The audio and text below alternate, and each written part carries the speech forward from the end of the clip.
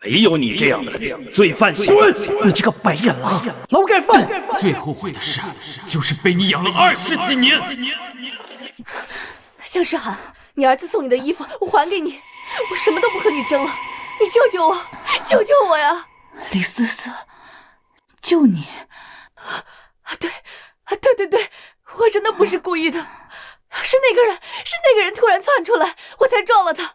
我给你磕头了，我给你磕头了，姐，你救救我！我这是重生了，重生在了3年前李思思酒后超速肇事逃逸，让我替她顶罪的那一年。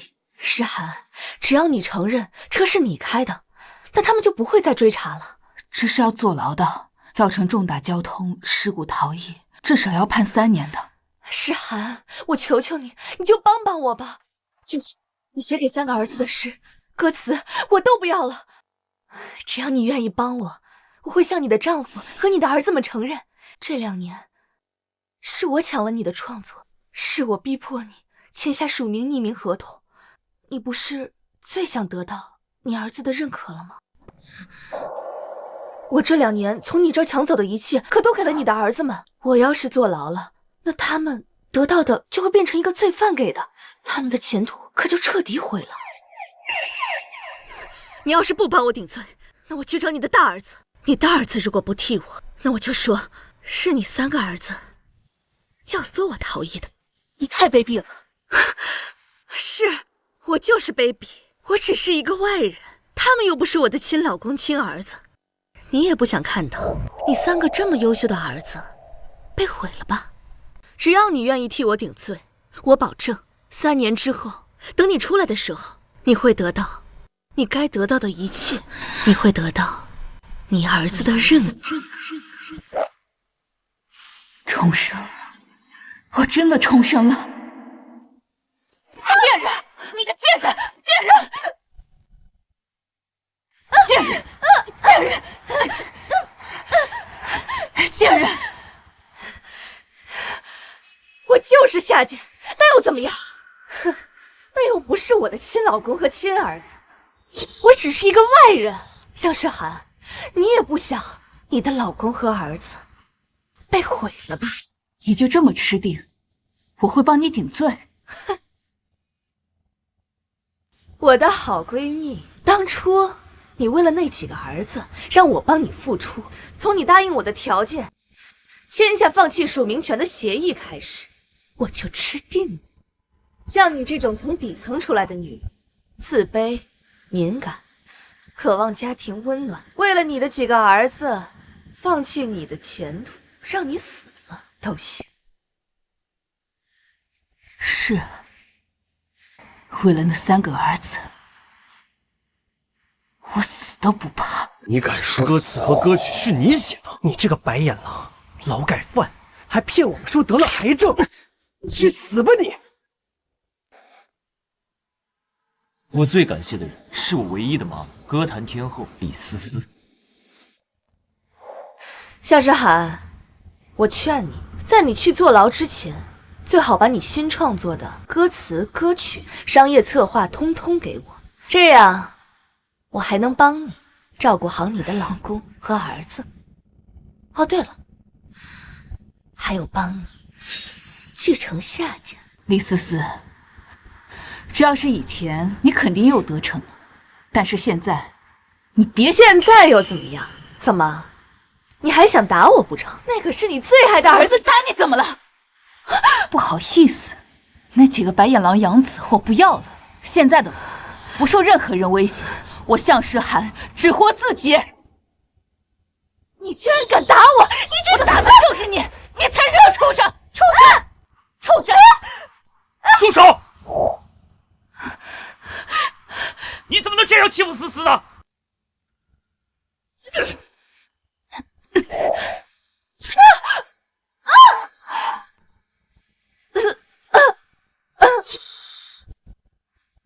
思思阿姨，思思阿姨，没事吧？哟，没打到你老婆身上，却打到了你的白月光，这得多疼啊！我的好老公，你对李思思下手也太狠了一些。你这个毒妇！思思，没事吧？混蛋！你刚才为什么要躲？你知不知道你一躲，思思阿姨受了多大的伤害？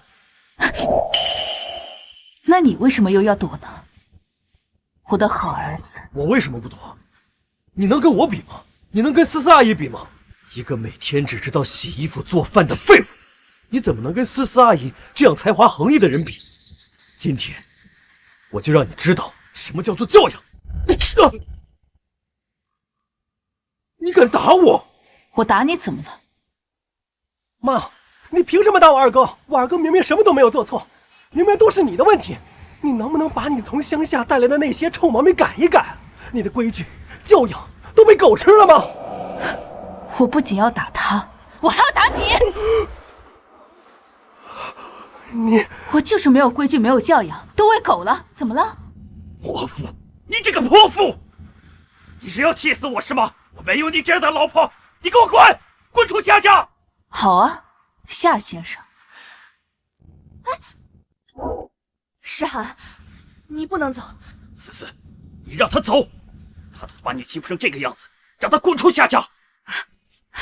夏帆，诗涵他不能走，他肇事逃逸，想找我顶罪。他要是走了，那我就要被抓去坐牢了呀！什么？他肇事逃逸，找你顶罪？丧心病狂！夏家有你这样的女人，简直是家风败坏。门口那警笛声就是来抓你的，你就是嫌思思阿姨不替你顶罪，所以才恼羞成怒的。我也不是不能帮诗涵顶罪，只是我要是被抓进去了，那谁来给3个孩子写稿、写词、写商业策划呢？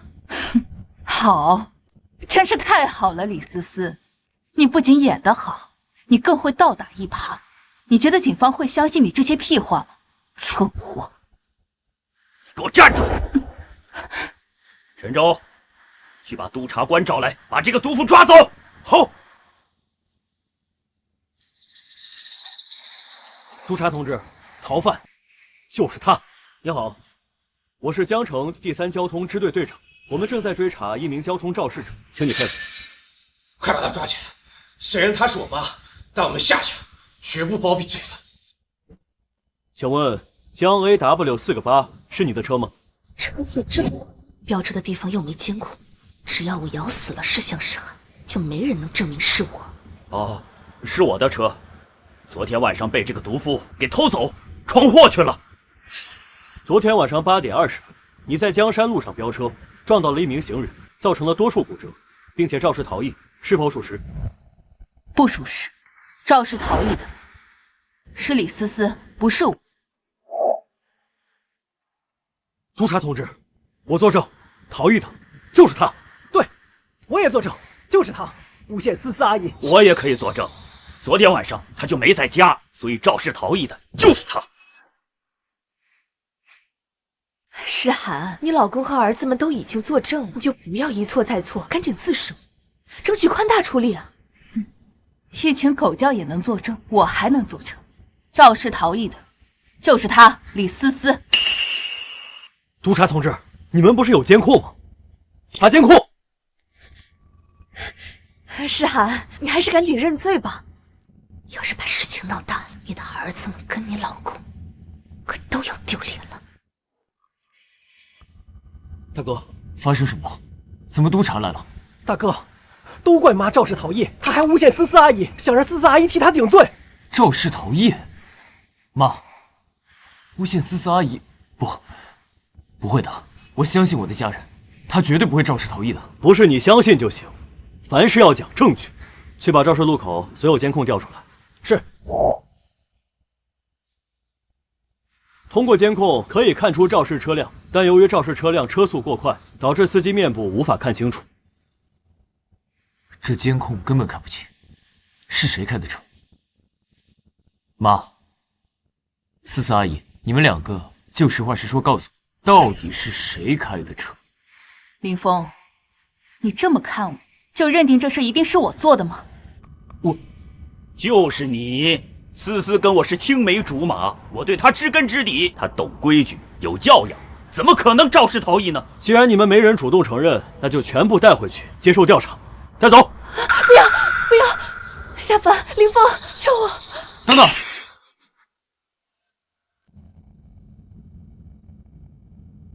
我想我可以证明是谁开的车。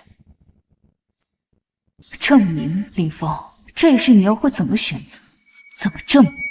妈，对不起，我不能为了帮你而伤害思思阿姨。你是养了我20多年，但思思阿姨也一路上帮了我好多好多。不过妈，你放心，无论你坐牢坐了多久，只要你出来了，我们一家人呢，还是会加倍对你好的。是吗，林峰？你就这么认定，坐牢的一定会是我吗？妈，你就不要再狡辩了。司机身上那件风衣是我在他生日那天送他的生日礼物，所以肇事逃逸的人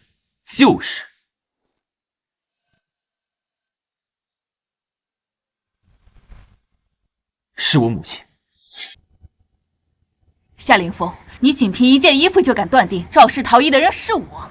妈，你就不要再狡辩了。虽然这监控看不清你，但那件风衣就是我送你的那件衣服。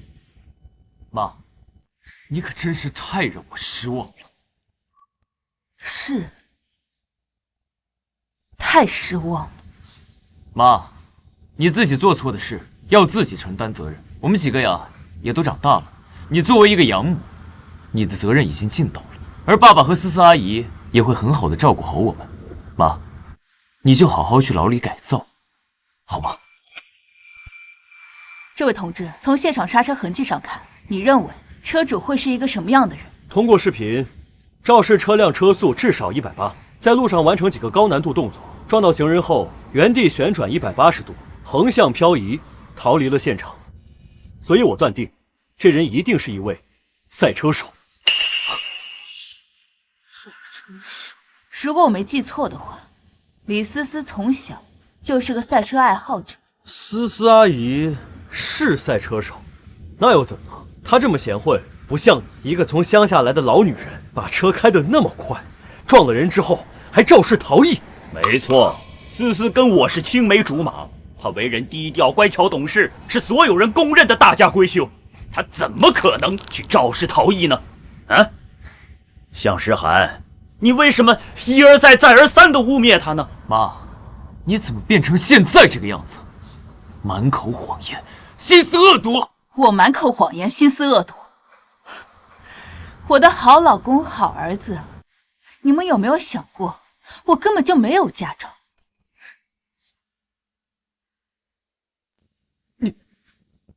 你没有驾照？这怎么可能？这5年来，我唯一一次摸车，就是你把车送给李思思那天。你嫌我脏，你忘了？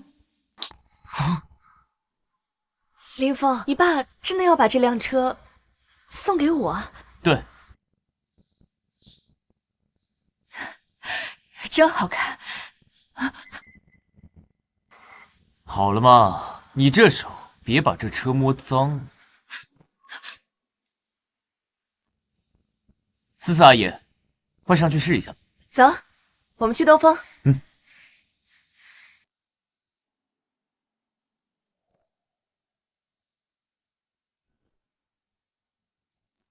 我竟然不知道，妈，你连车都没摸过几次，更没有驾照。但肇事逃逸的人是思思阿姨，难道我真错怪我妈了？林峰，不是我，真的不是我，会不会是向诗涵？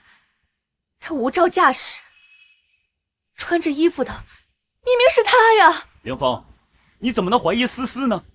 她这么知书达理的一个女人，怎么可能肇事逃逸呢？没错，向思涵，她就是满口谎话，没有教养。你怎么能相信她说的，而不相信思思阿姨呢？妈，我没送你车，是我不对，但这件衣服明明就是我送给你的呀！你无证驾驶了，对吗？你之所以这么做，就是为了表达我没送你车，你的不满。不满？我还敢不瞒吗？从这件衣服送给我的第一天起，就已经被他给抢走了。在你们眼里，无论我说什么做什么，永远都是那个满嘴谎言一无是处的家庭主妇，所有的错都是我做的，所有的罪都由我来扛，无论我说什么做什么都没有用。在你们心里，对我的成见比天高，比海深。可是，你说思思阿姨抢了你的衣服，这么幼稚的事，你叫我们怎么相信啊？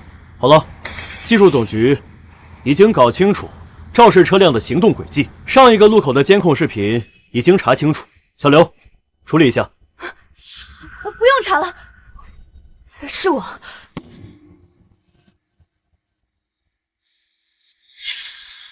如果真的要一个人坐牢的话，那就让我去吧。你真让思思阿姨替你顶罪吗？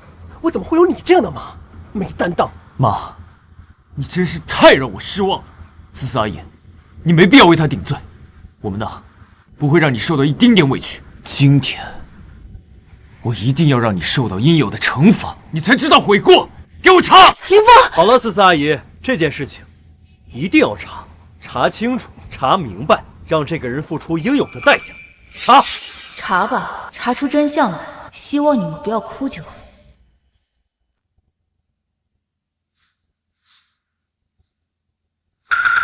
就是这辆车，从南向北。这也看不清楚，把这个画面重新播放，放慢10倍。停！就是这个画面，给我放大，放清楚，到底是谁？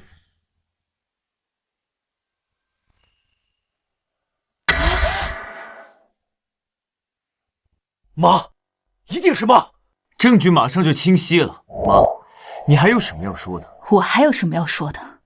在结果没出来之前，说什么都太早了。结果就是把你送进大牢。妈，你难道就没有一丁点悔过之心吗？你真的太让我失望了。失望？你还是先看清楚这上面是谁，你再失望也来得及。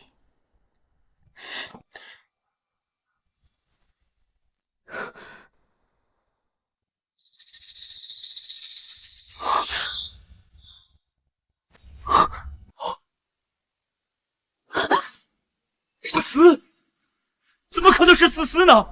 不，这一定是搞错了。怎么是思思阿姨？爸，这不是你的车吗？果然，他们只愿意相信自己所认为的真相。为了李思思，他们会不惜牺牲任何人。上一世，我就像个傻子一样，为他们付出了一切。陈卓，我不想坐牢。我要是坐牢了，谁帮你们写歌词、歌曲，还有商业策划呀？李思思，你的这些作品都是你自己创作的吗？哪个不是你拿着合同来逼我，从我这里抢走的？思思阿姨已经为你坐牢了，你还要抢走她所有的功劳吗？妈，思思阿姨为我写的商业策划，到现在都还没有完成。给凌风写的稿件，马上就可以让大哥享誉全球。就连他自己的作品，也在成为天后的路上。他为我们这个家付出了多少？只有你一点作用都没有。你到底为什么不能替他坐牢呢？因为我不是他妈。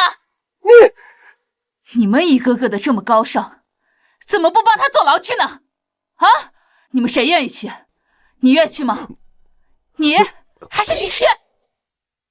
现在证据确凿，李思思，你涉嫌肇事逃逸，我代表江城第3支队将你带走。林峰，我都是为了你呀，我是为了赶回来庆祝你荣升金牌主持人，我才超速的呀。等一下，李队长，帮我联系受害人家属，我愿不惜一切代价取得他们原谅。李队长，帮我联系受害人家属，我愿不惜一切代价取得他们原谅。李峰，妈害怕，李峰。妈，你别怕，等你去牢里了，好好改造。我们啊，等你出来。老公，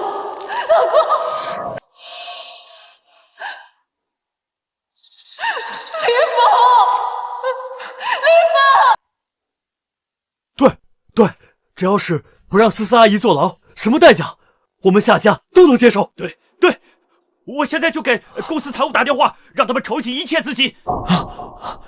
我早该明白，就算林峰是真的关心我，但在我和他心心念念的思思阿姨之间，他还是偏爱另一个。据反馈，被害人目前没有生命危险。如果你们能达成和解，还是能保住他；如果达不成和解，我们随时会将他逮捕。小刘、小李，我们走。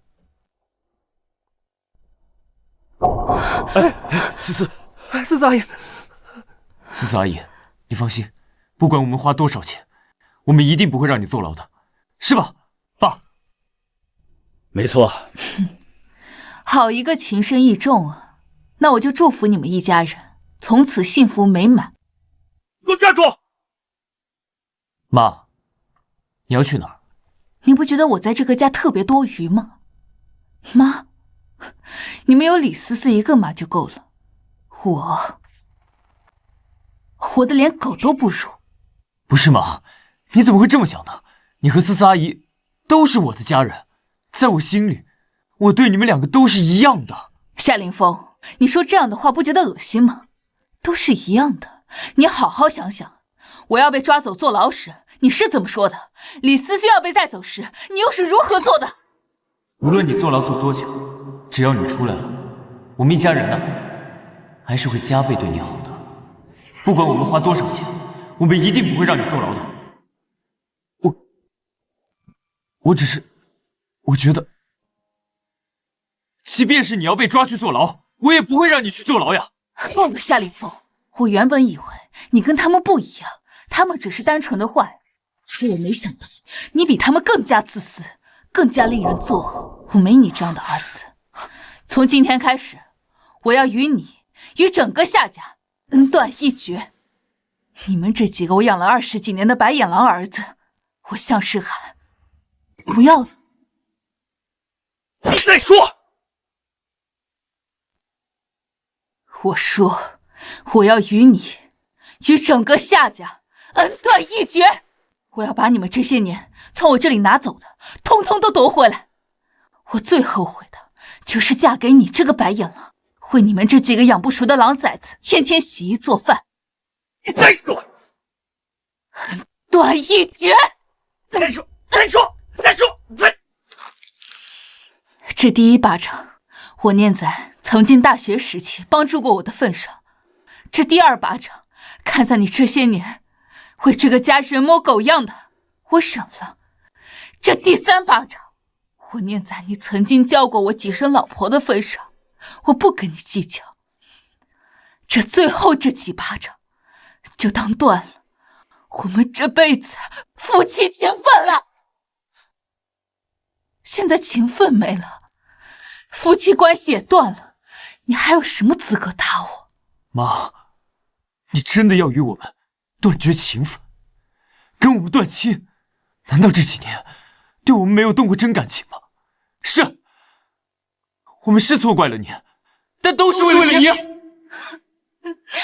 又是为了我好，我被诬陷成肇事逃逸的罪犯时，耳边都是你们的咒骂声，那声声的咒骂就像一把把的刀，恨不得把我刮干抹净了丢去喂狗。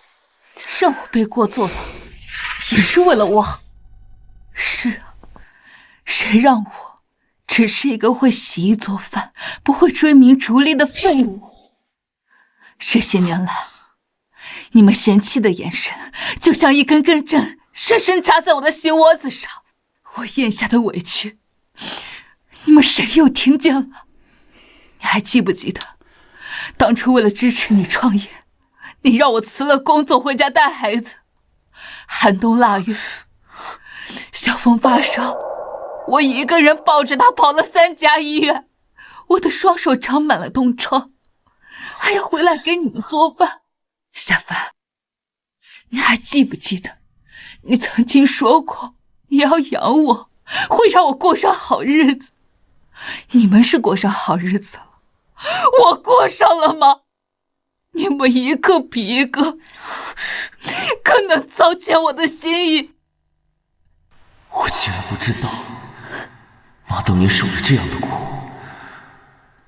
你考上大学那天抱着我说：“妈，以后我养你，让你享清福。”我相信了，我把你们4个当成了我的全部，每年换季的衣服，我都是一个个熨烫去整理，下家里里外外上上下下的灰尘，我整整打扫了23年。你们在外面吃香喝辣，可我就在家里面吃剩菜剩饭。就因为我买了一件新衣服，你们就说我不懂得节俭，在家闲着还乱花钱。那我今天就要问问，你们夏家真就缺我这件衣服钱吗？我不甘心，我拼尽全力把你们一个培养的比一个优秀。我只是想告诉你们，你们的妈妈有属于自己的价值。可我还是错了，你们变得这么势利，变得白眼狼，甚至认贼作母。我这些年的付出算是白费了，我在这个家里活得连个保姆都不如。妈，我们……你们不是不相信这个家能有今天都是因为我吗？你们不是不相信所有的歌曲诗词电影企业策划都是我写的吗？那好，我就要让你们在自己最引以为傲的地方把你们通通踩在脚下。哼！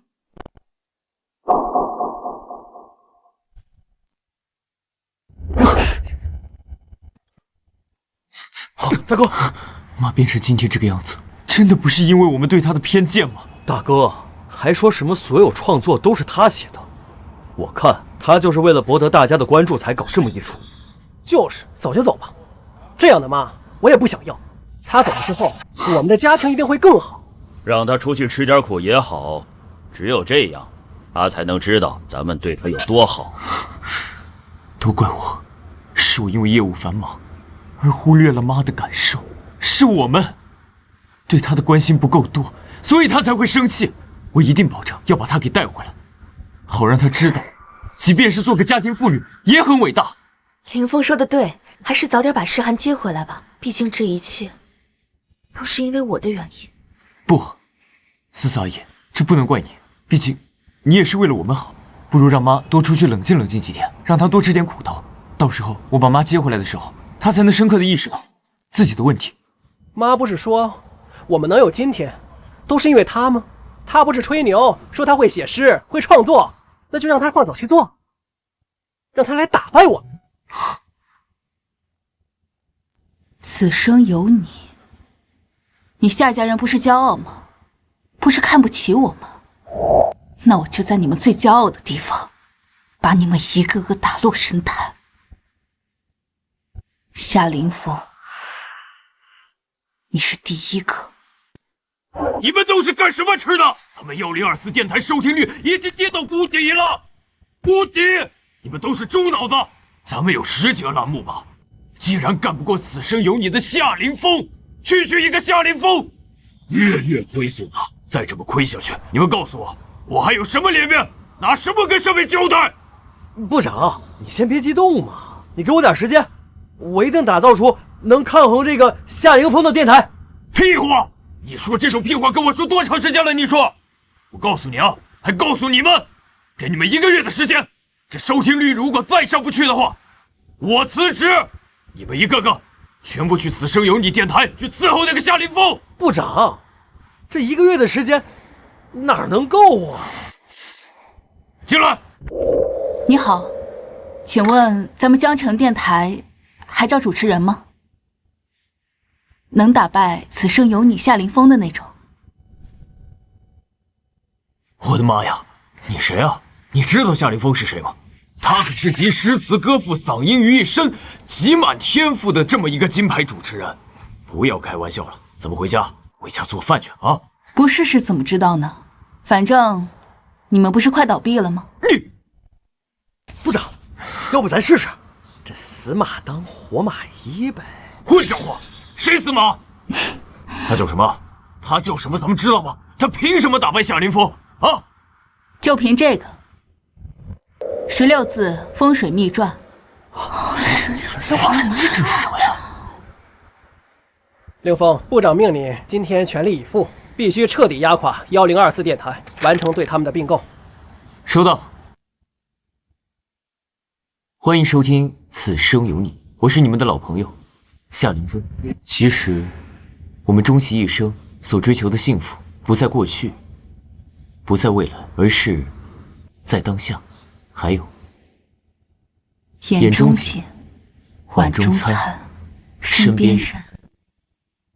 3餐4季，家人闲坐，幸福安康，灯光可亲。我的好大儿，我写这些的时候，真没想到你心里根本就没有我这个妈。哎，疯了！我真是疯了，竟然让这么一个老女人在黄金段播放1001夜的故事。这可是1024最后一个稍微还有点收听率的时段，这要是出现什么纰漏的话，我就等着被总裁直接撤职了。哎呀，部长，这早死晚死都得死，还不如让他试一试，跟那个夏凌风打 PK 呢。就算他播成一坨屎粑粑，那我们也可以在同一时段恶心他们一下嘛。过了今晚，这电台就不存在了。也行，恶心恶心他们吧，开始吧。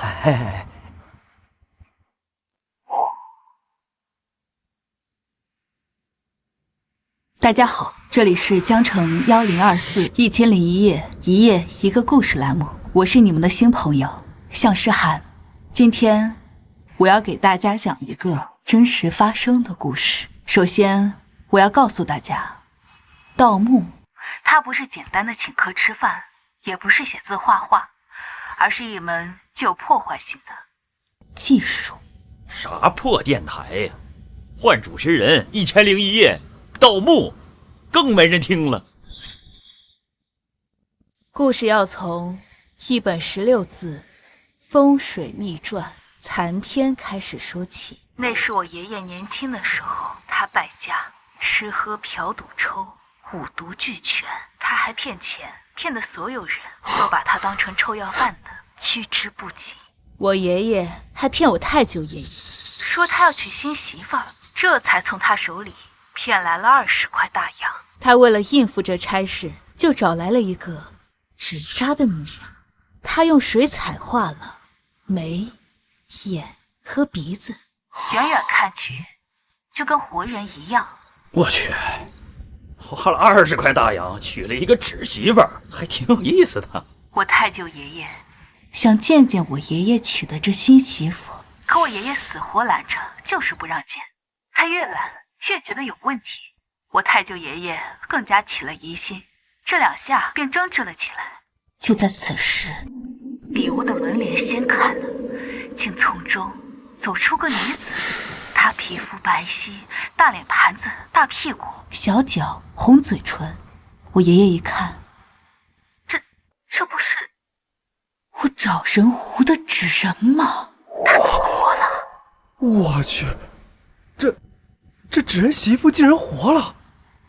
快听，1024有惊喜，惊喜啊！怎么样？播出之后，这数据是不是清零了？这刚才的收听率确实有点下降，不过现在已经开始上涨了。这现在的收听人数58000，比平时的4万还多一点呢。好，夏林峰他的数据是多少？看看。哦，我看一下，这此生有你的流量依旧稳定，1800万。1800万，咱们是58000，这数据怎么比？还想着恶心别人呢？人家根本不会在意的。那纸人活了。就见这女子僵硬着身子走到我爷爷耳边，悠悠道：“如果有一天你穷到活不下去了，你就到13里铺外的荒坟来找我。坟地的中间，一座没有碑的孤坟，棺材里就是我的尸身所在。那里面有很多的金银珠宝，只要你敢来，这些财宝你尽管随便拿去用。”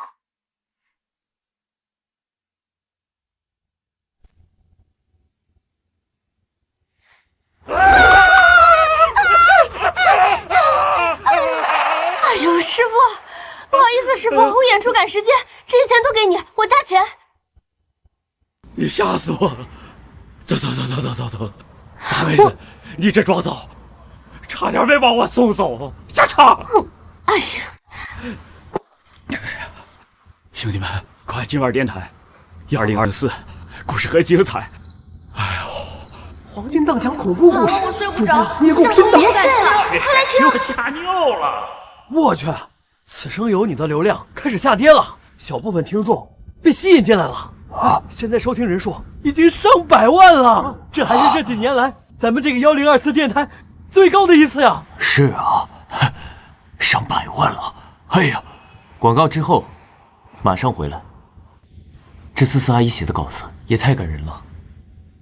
我们的收听率应该破纪录了吧？刚开始我们的数据是达到了1800万，但是现在不断的下滑，已经下滑到1600万了。还有听众不停的流失啊，不停的流走，这怎么可能？那听众都流去哪儿了？检测数据上面显示，全部流失在江城1024电台。江城1024，那个快要倒闭、快被我们公司收购的电台，我倒要听听。我爷爷一听，神经亢奋了起来。他一咬牙，一起身，拿起了铁锹，掀开了棺材的盖子。这棺材中赫然躺了个美女，她高鼻梁，大红嘴唇，白皙的脸庞，用胭脂点了2个大红点儿，凤冠霞帔，红色丝绸，吉祥袍的新娘子。播音功底也太强了，引人入胜，绘声绘色。不过，这声音听起来怎么像我妈呢？这1024的新主播也太厉害了吧！这感染力，这都不亚于大哥了。这该不会是哪个民间艺术家吧？可在我爷爷眼里，他只看见这棺椁中女子身上佩戴的首饰，这些金银珠宝在夜灯的光线下闪着诱人的光。爷爷伸手就要去撸那女子手上佩戴的戒指，爷爷手刚伸过去，那新娘子突然，她手臂一翻，握住了我爷爷的手腕，钢钩一样的长指甲有1寸多，深深陷入了我爷爷的肉里。我爷爷被吓了一跳，他抬眼一看，那新娘子正瞪着流血的瞳孔，死死地盯着他的眼。这到底是谁？这播音感染力也太强了吧！他至少得有20年的播音功底。这1024的新主持到底是谁？这1024的新主持到底是谁？找到了，1024电台1001页新主持资料。向诗涵，夏主持，您认识他？那您看能不能把他挖到咱们电台来？就在刚刚，1024电台的收视率已经突破了800万。要继续这样下去的话，那咱们会很受到威胁的。挖过来，只是这声音怎么听着像我妈的声音？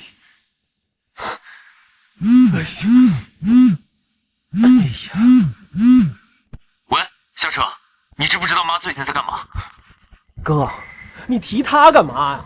真晦气！你没别的事儿，别打扰我听电台故事。啊？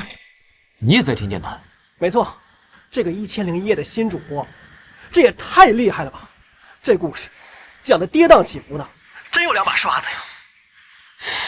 但是，你觉不觉得这个新主持的声音有点像咱妈呢？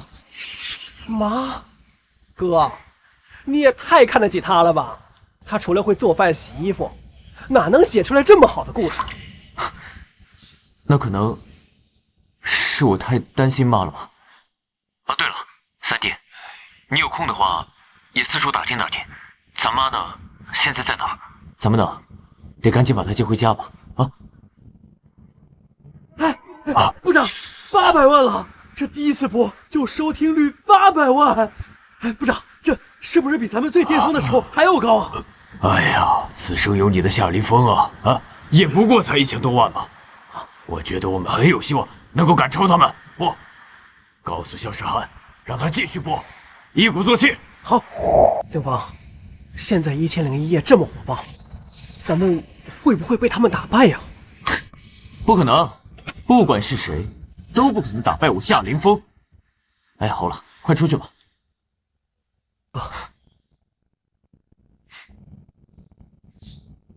接下来我会唱一首歌，是我的歌曲首秀。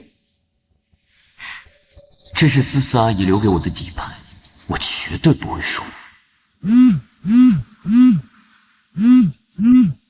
喂，什么？夏凌风要唱歌，还要进行歌曲首秀？哎，行，先这样。部长，这夏凌风太不是东西了吧，一点不给咱们机会啊！向诗涵，夏凌风要唱歌，说要进行歌曲首秀，你再坚持一下，实在不行，你把刚才的故事再讲一遍，你一定不要让我们输的难看。唱歌？好的，你是急了吗？你以为拿着李思思偷我的2首歌，你就稳操胜券吗？那我就1首歌让你认清事实。欢迎大家回来，我是你们的老朋友夏凌风。感谢这几年大家对我的支持，接下来我会给大家唱一首歌，一首最疼爱我的阿姨给我写的原创歌曲，来回馈给大家。快快，大夏第一！是由你第一暖男首次献唱，快收听第一暖男的歌。这首歌的名字叫做《假如爱有天意》。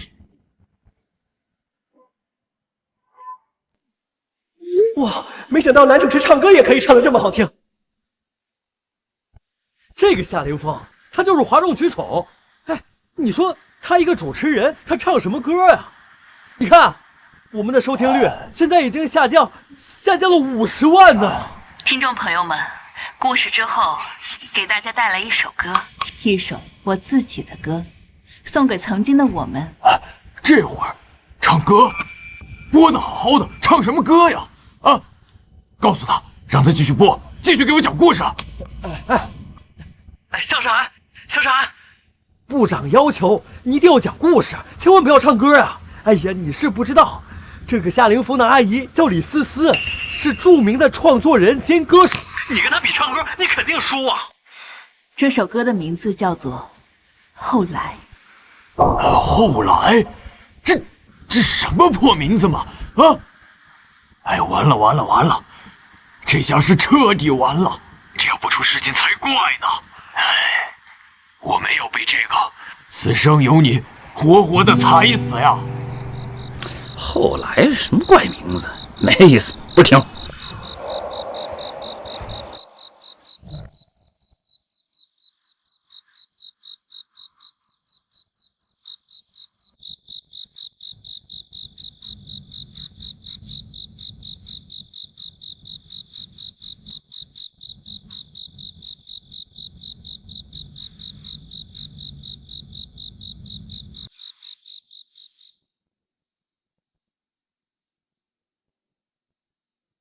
我的初恋英英，不知道你现在过得好不好？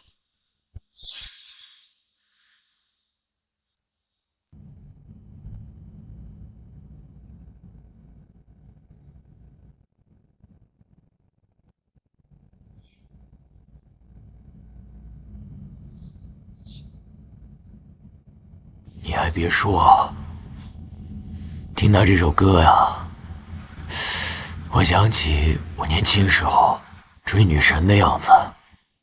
为什么听着这首歌，我心里好难受？怎么突然有点想哭呢？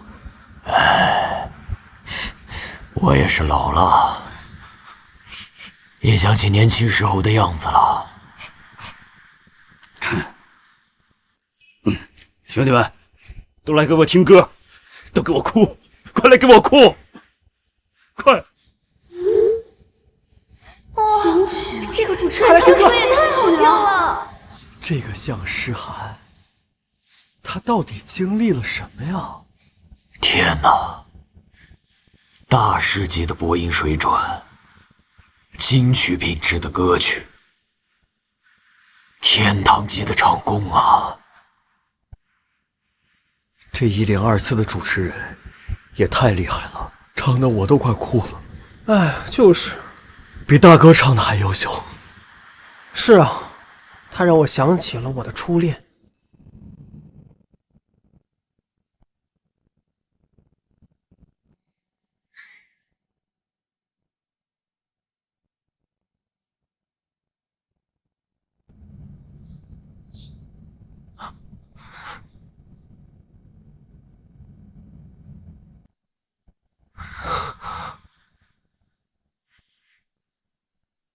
感谢大家收听林峰的节目，我们明天继续。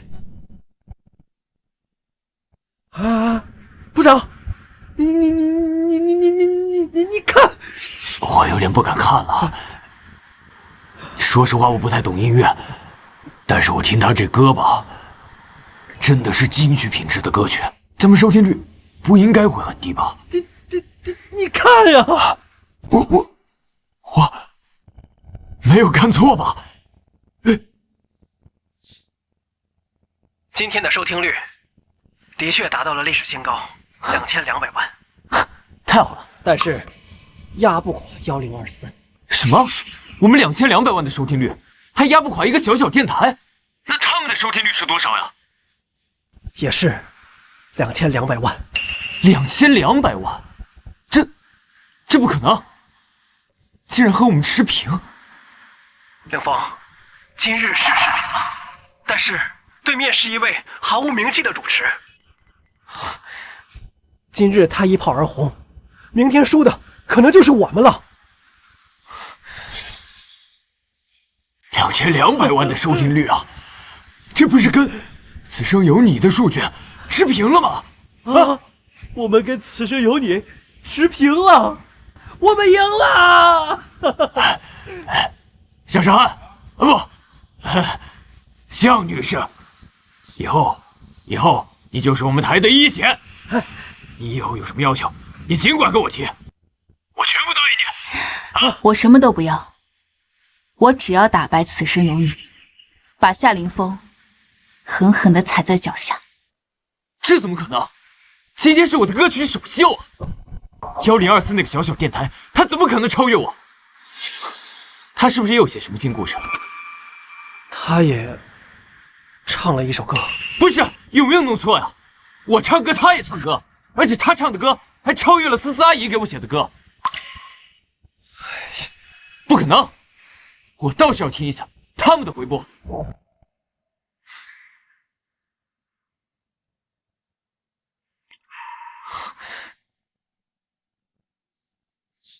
这么好听。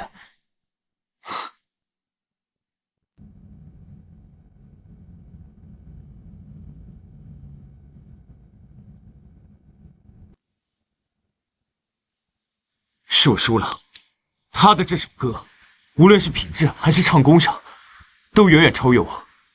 今天收视率持平，那明天我们怎么办？这个1001夜主持人向诗涵，到底是何方神圣？向诗涵，他为什么偏偏叫这个名字？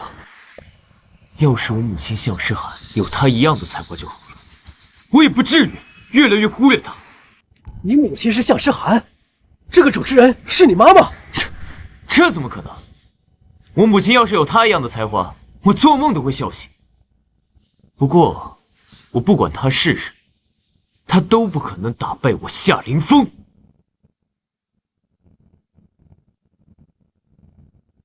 我相信思思阿姨，她也一定可以写出超越1001夜的故事。1024电台，向诗涵。不管你是谁，你都不可能比思思阿姨更加优秀。夏凌风，我的好大儿，明天我就要在你最引以为傲的地方把你打入尘埃。思思阿姨，你还有没有新的稿子可以给到我呀？之前给你写的稿子，这么快就用完了？向诗涵之前写的那些东西都用的差不多了，上哪儿给你写稿子去？是这样的，最近那个市里的电台，无论是讲故事还是作词作曲，都远胜于你。他已经把收听率给我扳平了，很难讲之后会不会超过我？1001夜，哎，这不是我们最近听的电台吗？哦，对。哎，你们说这1001夜的主持人何方神圣？怎么这么厉害？那个主持人还和咱妈同名呢。咱妈？妈，嘿，我倒是真希望他有这才华。像这种天才呢，那肯定是万中无一的。那咱妈呢，那就是个普通的妇人，怎么和人家比？哎，三弟，对了，你知道咱妈的消息了？你还真有主动把妈接回来。咱妈又没赚钱能力，那在外面混不下去了，自己就灰溜溜的回来了。虽然我们妈给不了我们工作上的助力，但好歹也是辛苦把我们3养大的，是不是？怎么能说不管就真不管啊？好，我给你把她带回来就是。哥，你先忙你电台的事吧。啊。哎，思思阿姨，之前的稿子呀，让我获得了金牌主持人称号。你到底还有没有稿子，让我重新拿回第一啊？凌风，我最近都在写歌，真的没什么时间。你之前可不是这样的。之前我问你要稿子，无论我要的有多急，什么时候要，你都会第一时间给我。这以前是向诗涵那个傻逼，只要你们说了稿子，他都能不眠不休的给你写。难道现在也让我给你当写报吗？林峰，我有办法了。不是明天电台要直播吗？我去给你当嘉宾，这样不仅能宣传我的新歌，还可以帮你提升收视率，一举两得。那就太好了，思思阿姨。这样的话，我们一定能创造新的收听记录。向世涵，刚刚接到消息，夏凌风的电台要邀请天后李思思做嘉宾，说是要发表新歌。这下完了。天后的粉丝那么多，而且她唱歌的效果肯定比夏凌风还要强啊！李思思要去《此生有你》唱歌。向闪，我跟你说，打败夏凌风可能是咱们的幸运，但是李思思她可是天后啊！你跟她比唱歌，你是比不过了。哎，你可以继续讲你的鬼故事嘛！啊，哎，对，只要这个收听率别低得太难看就行啊！这本来昨天的收听率能够持平，本来想着今天要超过他们，那全完了。夏凌风有这样的人脉，我们要想打败他，只能等奇迹了。没想到能打败他们的那一天，来得这么快。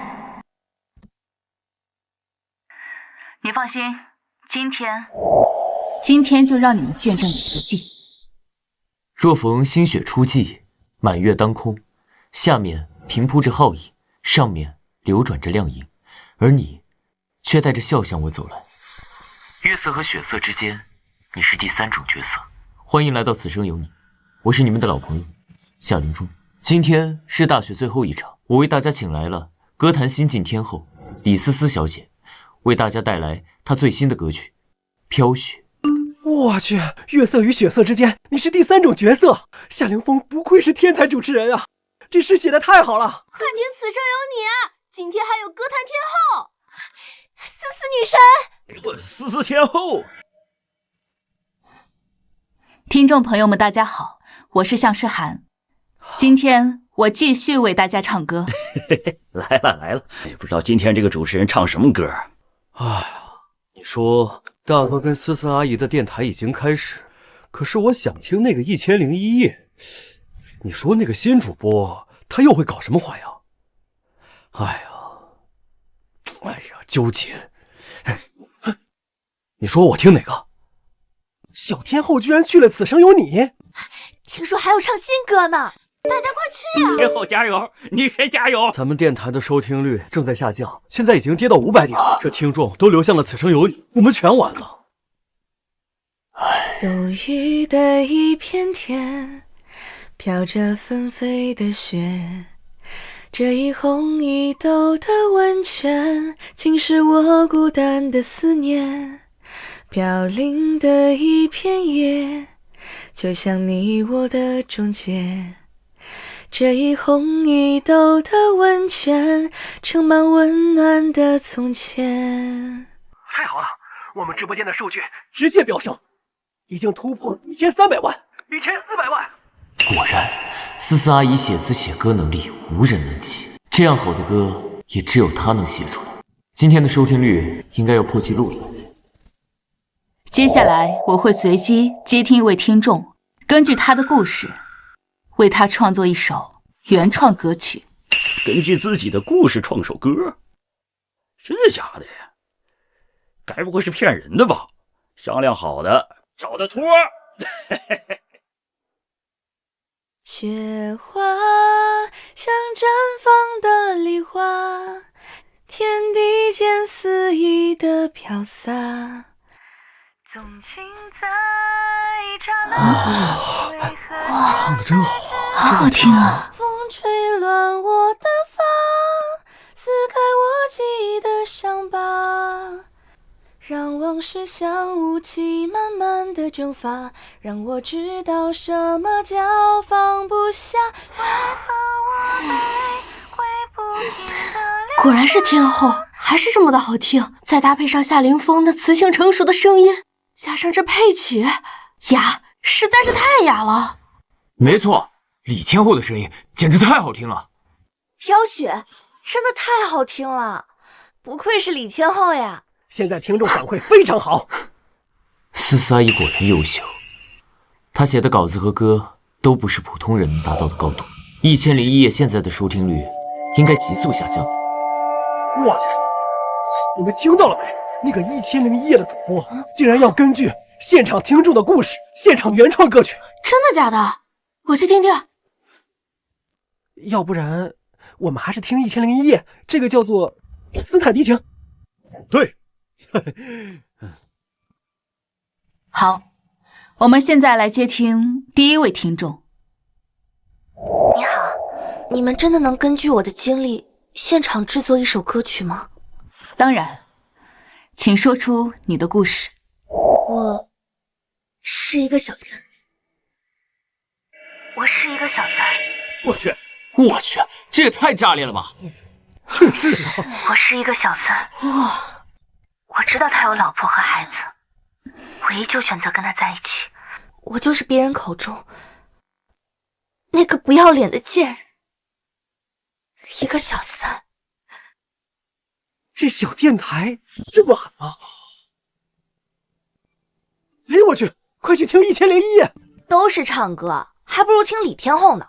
你懂什么？有人在他的电台里爆料当了小三，还有主持人根据他的故事写一首歌。我去，这么刺激啊！我去看，我去看。应该说，我也是刚知道我是一个小三。我一直以为我跟他是正常的恋爱，他给我买车买房，他不让我工作，他说他会养我一辈子。我那一刻，我真的以为我遇到了对的人，我真的以为我一辈子都可以和他在一起，我就是他可有可无的影子。直到那天，我看到他和老婆孩子一起逛街，他笑得那么开心，我手足无措。哎，部长，这听众都在持续进入啊，这故事肯定太炸裂了，听众们都被吸引进来了。我也想过和他分手的，可是他给我买车买房，他不让我工作。如果我跟他分手，我连基本的生存能力都没有，我不知道该依靠谁。主持人，你能根据我的经历现场创作一首歌吗？我去，这也太刺激了！根据故事写歌，当然，我已经写好。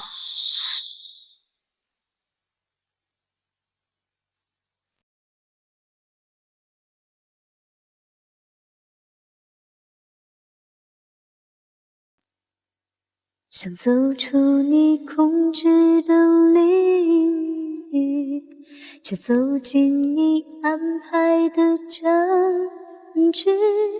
我没有坚强的防备，也没有后路可以退。想逃离你布下的陷阱，却陷入那另一个困境。这么快就创作出来了？输赢的勇气，厉害！这主持人厉害，这么短的时间就能把歌创作完了。我没有决定输赢的勇气，也没有逃脱的幸运。感谢天后为我们带来的精彩演唱。接下来呢，如果大家还有什么要听的歌，可以拨打我们的一个热线电话来进行一个点歌。凌峰，我们直播间收听人数不涨了，停止在1500万，听众又流向隔壁电台了。什么？让我们来接听听众连线。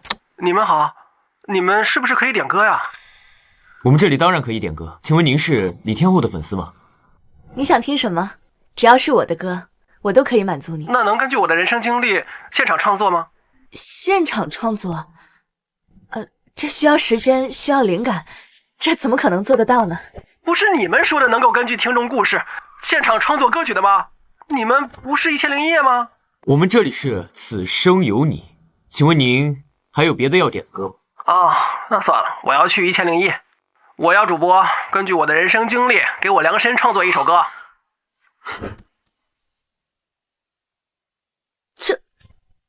这要根据听众的故事进行现场创作，我堂堂天后都不一定能做得到，别人怎么可能做得到？我在这里警告一些居心不良的同行，请提升自己的业务能力，不要玩一些歪心思，找一些托来我这闹事。来，让我们有请下一位听众连线。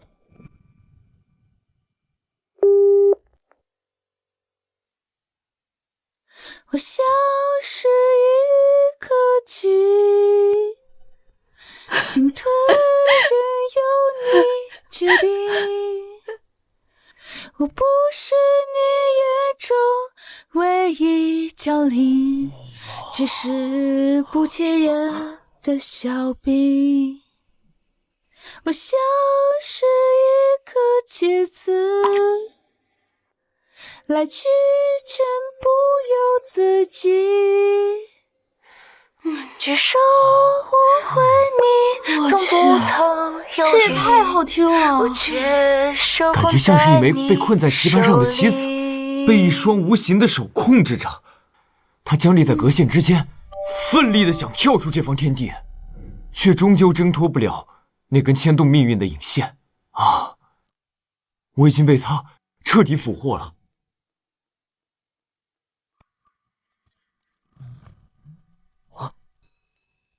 部长，我们的听众这么快就涨到了1500万，1500万呀！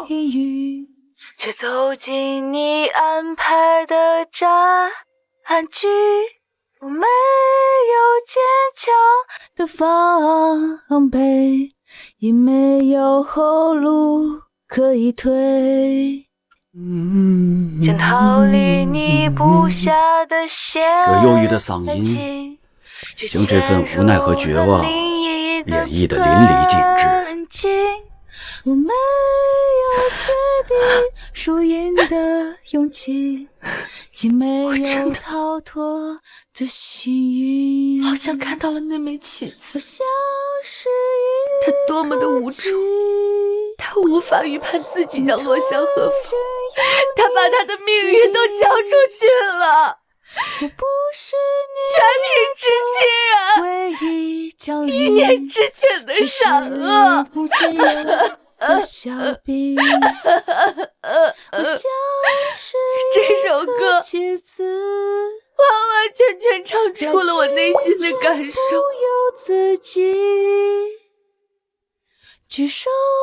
我本来以为这么短的时间内，他顶多写一首普通的歌曲，没想到又是一首金曲。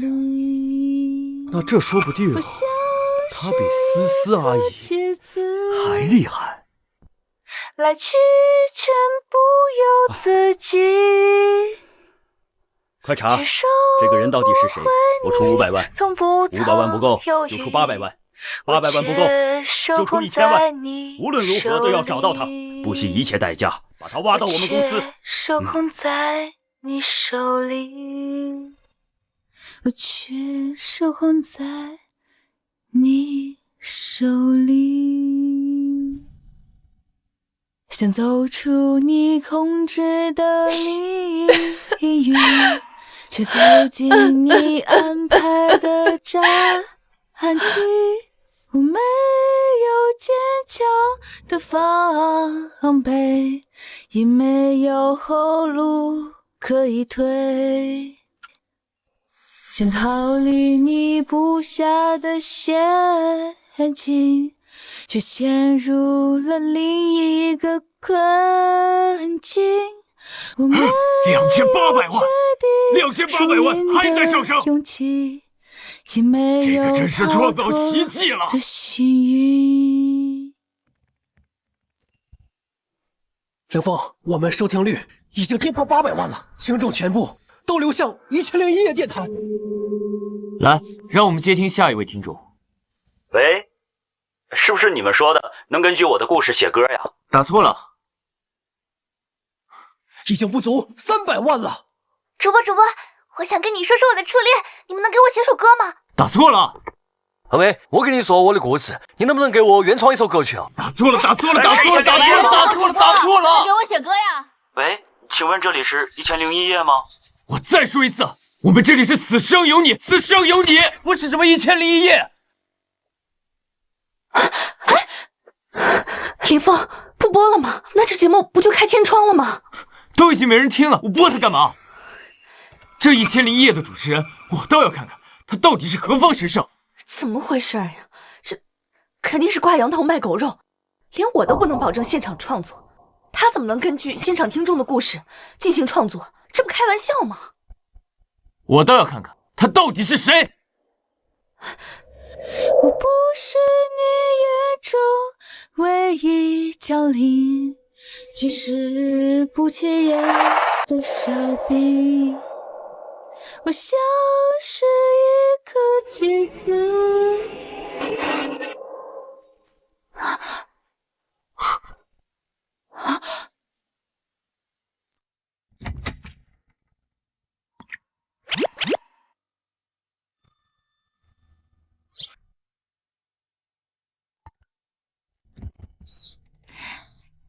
这位听众朋友，你觉得怎么样？这首歌完全唱出了我的心境和委屈。你喜欢就好。接下来我们接听下一位听众。凌峰，你怎么了？对了，他不是说可以根据听众的故事现场原创歌曲吗？我这就打电话过去。没错，我看80%呀，就是他们电台在做戏罢了。这种人就应该让他彻底的身败名裂。这位听众你好。喂，我听说你们这儿是不是可以根据听众的故事来进行原创歌曲啊？我这里刚好有一个故事想要分享给你。这声音怎么这么熟悉？好像是我儿子夏凌风。请说出你的故事。我有一个妈妈，她是我们的养母，养了我和2个弟弟，我们全家人可以说是对她掏心掏肺。从她嫁给我爸那天起，她就没出去上过1天班。我们不嫌弃她没本事没教养，她住着大别墅，吃着保姆做的山珍海味，每年她还有500万的零花钱。我和弟弟们努力工作，个个在自己的领域发光发热，就是为了让她面上有光。而她呢，她因为一点误会就叛出家门，到今天都杳无音讯。果然是他，我的好儿子。在他的眼里，我永远是那个没有规矩、忘恩负义的白眼狼。既然你想让我被万人唾骂，那我就给你好好的唱一首。这就是你的故事，怎么样？你可以原创一首歌吗？当然可以。兄弟们，你们听1001夜没有？这个投稿人的妈妈，她简直不是个东西啊！就是家里人都这么努力让他享福，可他却一点都不知足啊！你有没有觉得这个声音有点像大哥呀？他不会再给电台打电话吧？这位听众，根据你的故事，我为你创作一首歌。不过在这之前，我想问一些关于你妈妈的问题。我想直播间的听众朋友们也都想听听看。没问题，你问。你说你们一家对他掏心掏肺，还给他住大别墅，那你还记得他住在哪个房间吗？当然记得，他住在……我怎么不记得妈住在哪里？爸妈不睡在一起好多年。2楼好像是夏彻和爸的，3楼是陈州的。妈在地下室。原来你所谓的大别墅就是地下室啊！是这样的，我和我几个弟弟太吵了，地下室又很安静，绝对听不到任何声音，所以就给了他地下室住。这是为了让他睡一个好觉，这都是为他好。这哪有让自己亲妈住地下室的呀？哎呀，那你说一年给他500万的生活费，有转账记录吗？你说的山珍海味，那你还记不记得你妈妈最喜欢吃什么？为什么？我竟然什么都想不起来。这投稿人不会在撒谎吧？这家人真不是个东西，肯定在节目组里胡说八道。这位听众，根据你的故事，我给你原创一首歌曲，希望你听好了。这怎么可能？这么短的时间内，他能创作出什么好歌来？简单点，说话的方式简单点。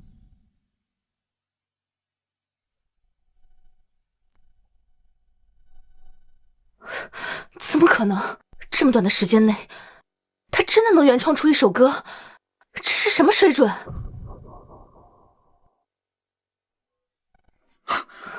这是什么意思？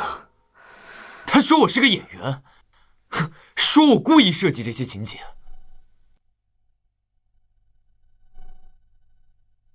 我是真的很爱我妈才这么做的，我还不是希望自己的妈妈能跟思思阿姨你一样，绽放出女性魅力。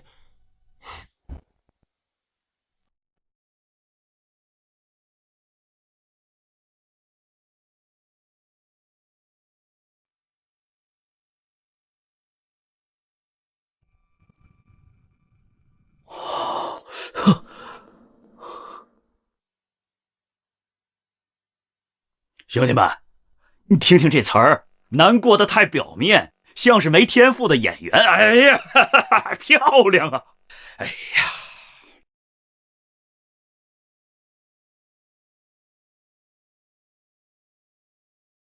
他这是在质疑大哥的真心。大哥这么好，他也配？他这是质疑我的伤心和痛苦吗？他又知道些什么？我对我妈妈的爱是真的。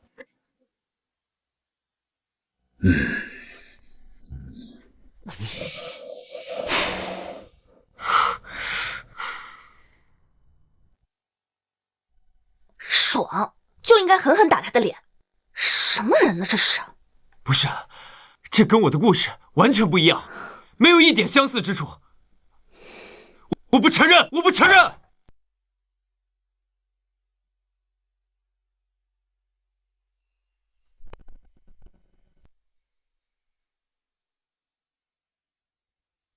这是说我没有底线吗？啊？难道我的妈也是这么想的吗？我是真的为我妈好才会这么做的。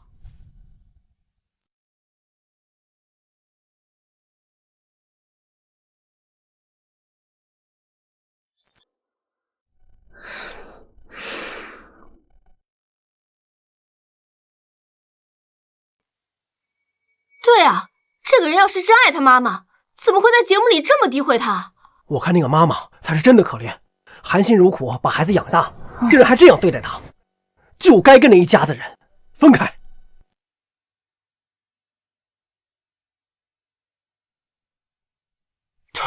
他这是在说我装模作样，说我假惺惺。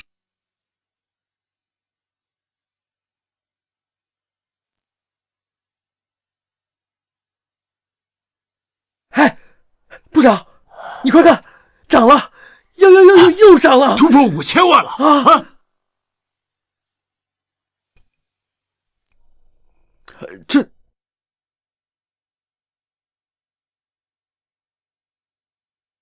删掉那些情节，让你看上去体面。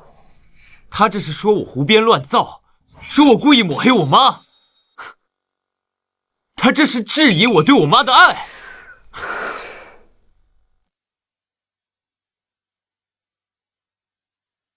我那是出于对她的爱，才会希望她越来越好。这一切都是源于我爱她。我就不相信这世界上有这么不知好歹的人，钱和资源都不要，执意要回贫民窟，肯定是做了对不起人家的事儿。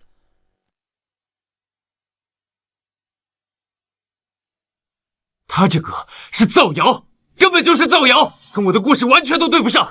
这歌我不认，我不认。这歌我不认，我不认。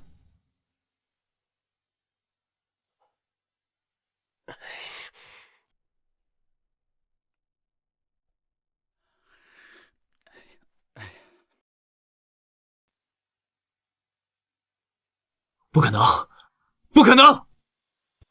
我对我妈这么好，她怎么敢质疑我对我妈的爱呢？思思阿姨，我一定要去找到这个电台主持人，你陪我一起去吧。啊！林峰，我马上就要和未来娱乐的顾总签约了，我先走了。你不去，我自己去。今天的节目到此结束，明天同一时间我们不见不散。向世涵，5000万呢！我们的电台在最高时段收听率达到了5000万，我们创造了历史，太好了呀！不负众望。哎呀，你不知道，我们电台的电话现在已经被打爆了，大家都说你创造了2首金曲，无数的娱乐公司都想约着见你一面呢。你现在的签约费可是达到了3000万，3000万的高价呀！是吗？啊！哎呀，真棒啊！你这。现在夏凌风恐怕已经尝到了失败的滋味，3首金曲估计也能撼动李思思的地位了。接下来便剩下了商业奇才下车，我的好儿子，等着我的狙击吧。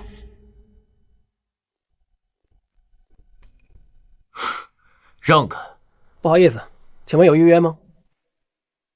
我是省台的夏凌风，我来你们市台见一个小小的主播，还需要预约。你这算什么？你看，这些都是找他的。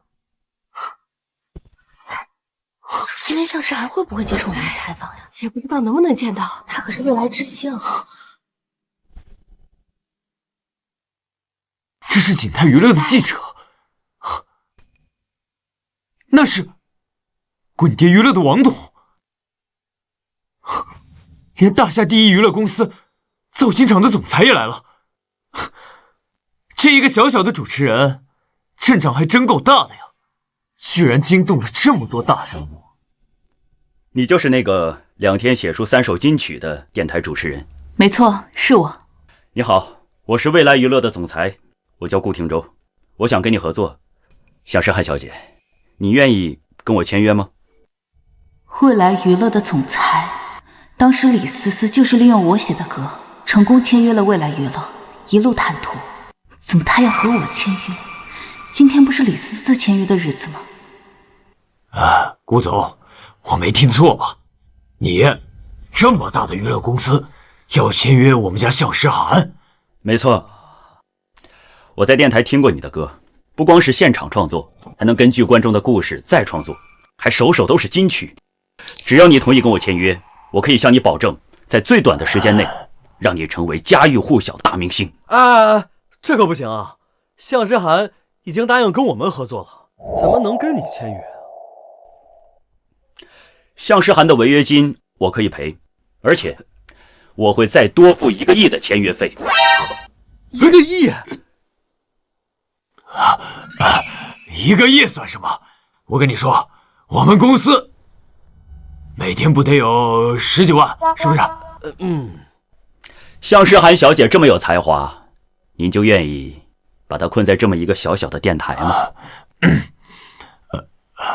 梦妮，我跟你说，向诗涵可是咱们电台的宝贝，台柱子，你想尽一切办法都得给我留住，听到没？部长，你说的对。向诗涵，你走吧。蒙天，你说什么呢？他走了，我们台怎么办？你真的愿意让我走啊？他说的对嘛，你在我们公司只能当一个小小的主持人，没有什么前途的。这未来娱乐这么大的公司，抛来的橄榄枝也不常见，我不想拖累你。你放心，就算我离开电台，我也不会不管你的。你这话什么意思啊？鬼吹灯的故事我已经写好了，到时候我把稿件留给你。我相信收视率不会下降多少，最起码打败夏凌风的电台不成问题。哎呀，向诗涵，太好了，谢谢你啊！哎呀，太好了，太好了！哎呀，咱们台不用倒闭了啊！你对我有知遇之恩，我怎么会不管你呢？这么说，您同意跟我签约了？没错，不过我不要你1个亿的签约费。不要1个亿的签约费？我要你未来娱乐50%的股份。什么？50%的股份？你知道未来娱乐50%的股份值多少吗？100亿呀！向诗涵小姐，即使你有很高的才华，很好的嗓音，但你一个小小的歌手，不能这么狮子大开口啊！谁说我只能是一个小歌手？我要带着我的歌入股未来娱乐。这2首歌，它可值不了100亿呀！谁有说只有2首歌呢？我要用200首、2000首这样的金曲，以及我个人的商业价值。2000首金曲，好，我可以跟你签约，但是你得向我保证你的价值。部长，我们电台的电话都要被打爆了。刘天王正式邀请向诗涵给他量身定制一首歌，他愿意出资1000万。顾天王也打来电话，想要和向诗涵小姐合作，还有天歌天后。我这边接到了10几位知名经纪人的电话，他们都要和向诗涵小姐合作。顾总，现在还需要我证明我的价值吗？不需要了，我马上准备合同。向诗涵小姐，祝我们合作愉快。合作愉快。哎，太好了，太好了！您请。不是你们未来娱乐让我来的吗？顾廷舟顾总呢？不好意思啊，我们顾总有急事。我可是堂堂天后，你们就这个态度对我？你要是不愿意等的话，可以先回去啊。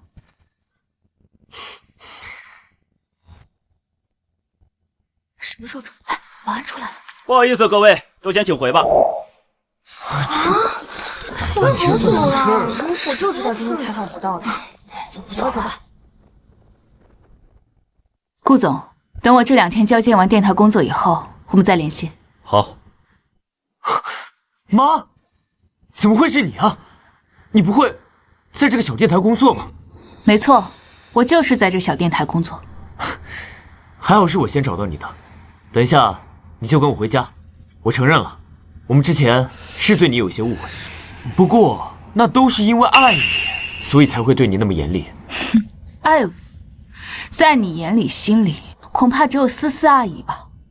妈，你到底要我怎么样才能明白我对你的苦心啊？我之所以会这么做，是为了让你不会被社会淘汰。算了，我们不要在这里解释。那1001夜的主持人呢？他在哪儿？我要见他。我便是你要找的那个主持人，什么事说吧。不是，妈，你开什么玩笑？我们之前从来没有嫌弃过你，只会洗衣做饭，但你懂创作吗？之前你抢了李思思阿姨的创作，我可什么都没再说。你现在怎么能骗我呢？啊？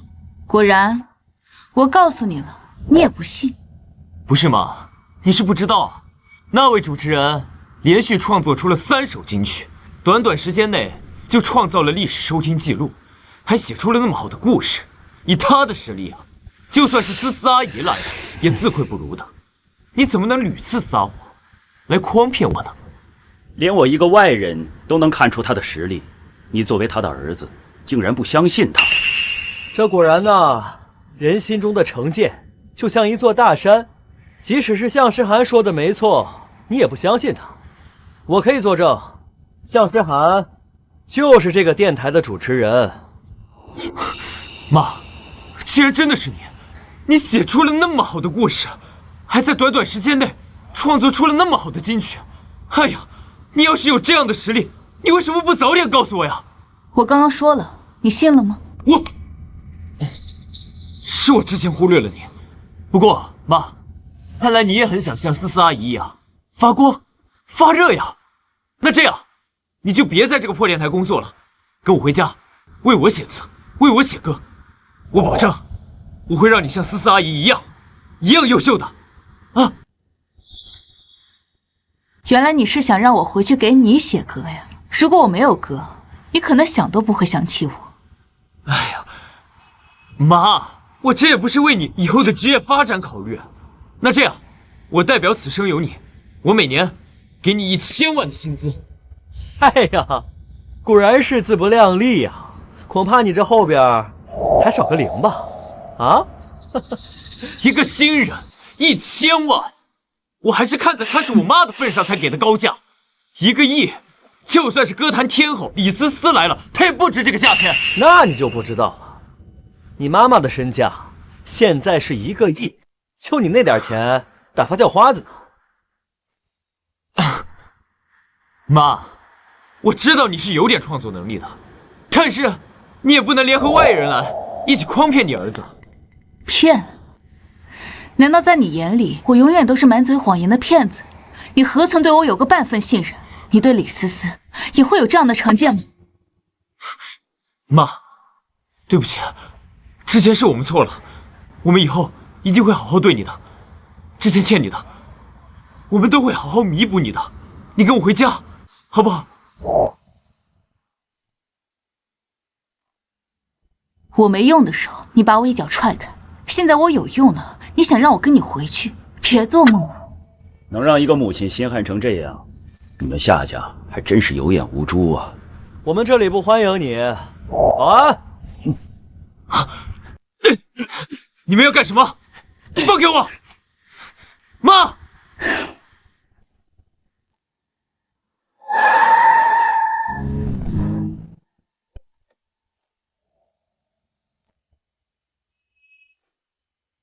放开！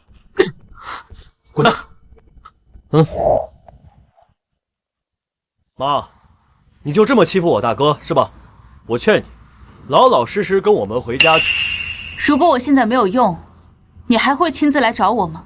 哎，别以为你开个跑车你就能……哎，让他们自己解决吧。够了！这么多年，我们家对你不好吗？妈，你不要觉得你现在有点才能就不知天高地厚。我告诉你，如果今天你不跟我回家，以后你也不用回来了。大哥，我们……可是什么？这样的妈不要也罢，自私，从来没想过为这个家付出一丝一毫。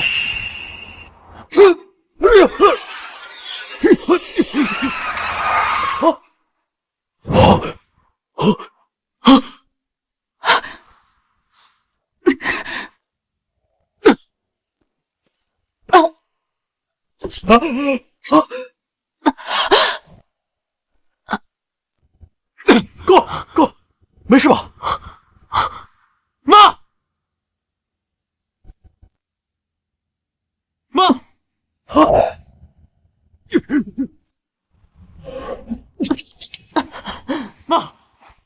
妈！思涵，走开呀！大哥，要不是因为你俩，他会变成这个样子吗？跟我们有什么关系？他自己不小心的。你快别说了！妈，你怎么样了？不小心？要不是因为救你俩，他会受伤吗？哎呀，行了，救人要紧，赶紧叫救护车！诗涵现在伤势很重，不能移动。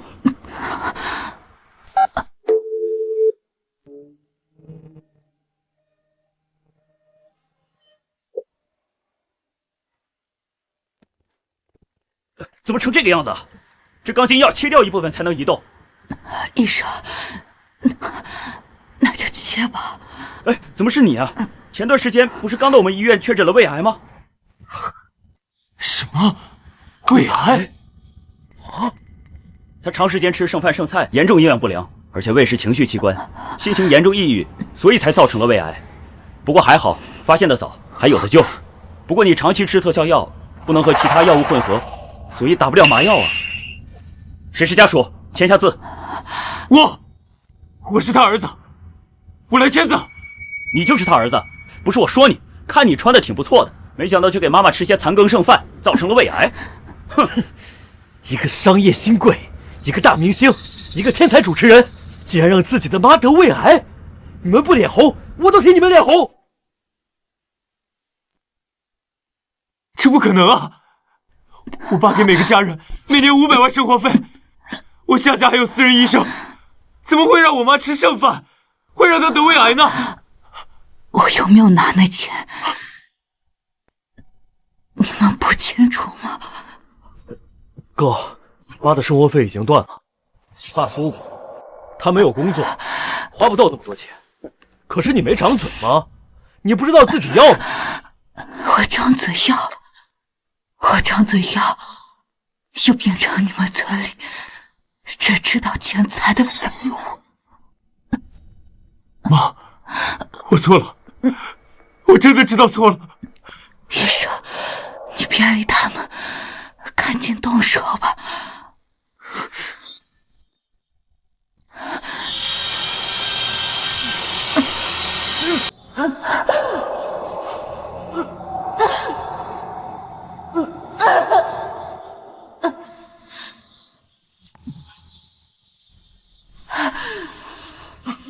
妈，我真的知道错了，是我虚伪，是我假警告，是我害惨了他。妈。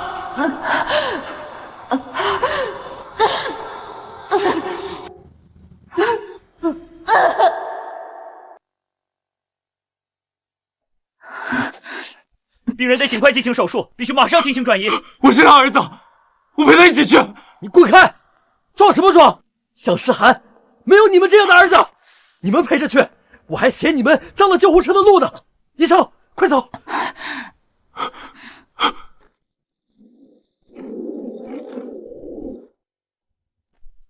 妈，哥，你也不用太担心，可能没那么严重，是他自己装的。实在不行，我让保镖把你保回来。妈，他还会再回来吗？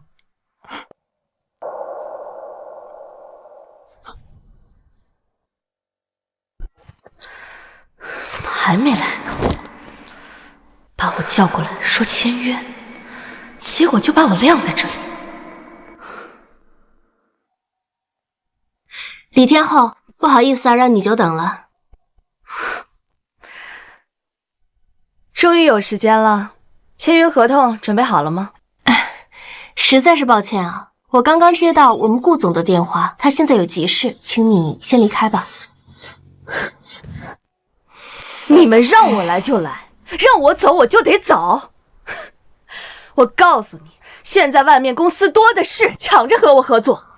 你们要再是这种态度，那签约金就不是区区5000万能解决的了。既然这样，那干脆就不用签了。还没成为大牌呢，就开始学会耍大牌了。顾总，我不是那个意思，我们之前不是都已经商量好了吗？你怎么能说毁约就毁约呢？之前我是看中你的创作才华，所以愿意花5000万的签约金。可我每次让你来现场创作，你总是推三阻四。那请问，我为什么要花5000万去请一个什么都不会的垃圾？顾总，我才是现在炙手可热的天后。再说了，现场创作那也太难了，在那么短的时间内创作出一首歌，那得是天才啊！放眼这娱乐圈，能有几个人能做到？你的闺蜜向诗涵，她就可以做到。向向诗涵，向诗涵，他就是一个废物。顾总，你可不要被他骗了。你为什么要签约一个废物呢？他是不是废物，我想你更清楚。还有，我为什么签他，没必要向你解释。有你这样的闺蜜，真是倒了大霉了。滚吧！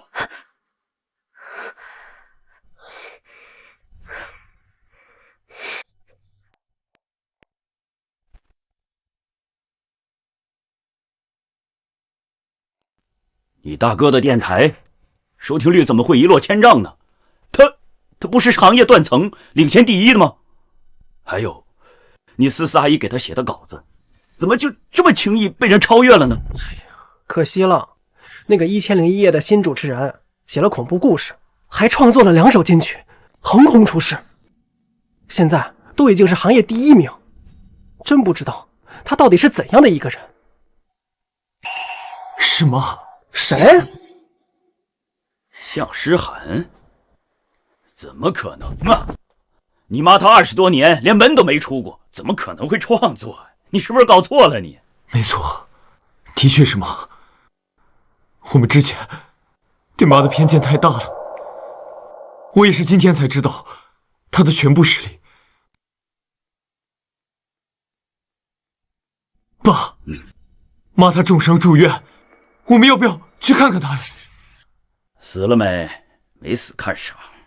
爸，毕竟她是您的妻子啊！放屁！哪他这样的妻子？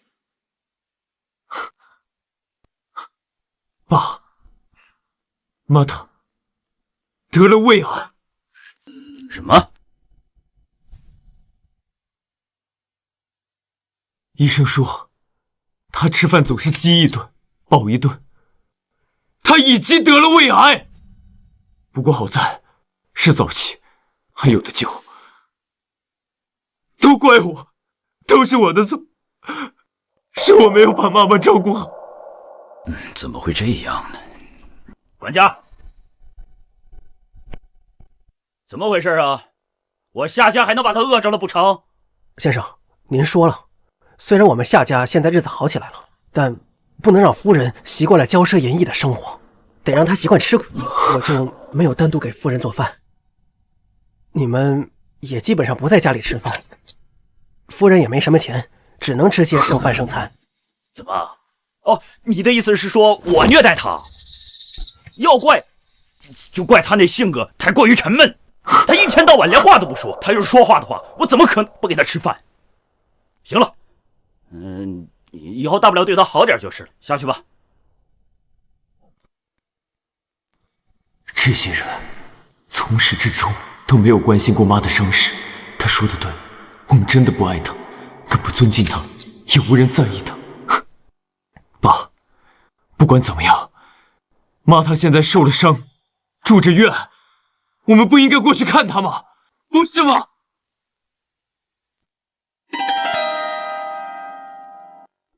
向诗涵，你夺走我的签约门都没有。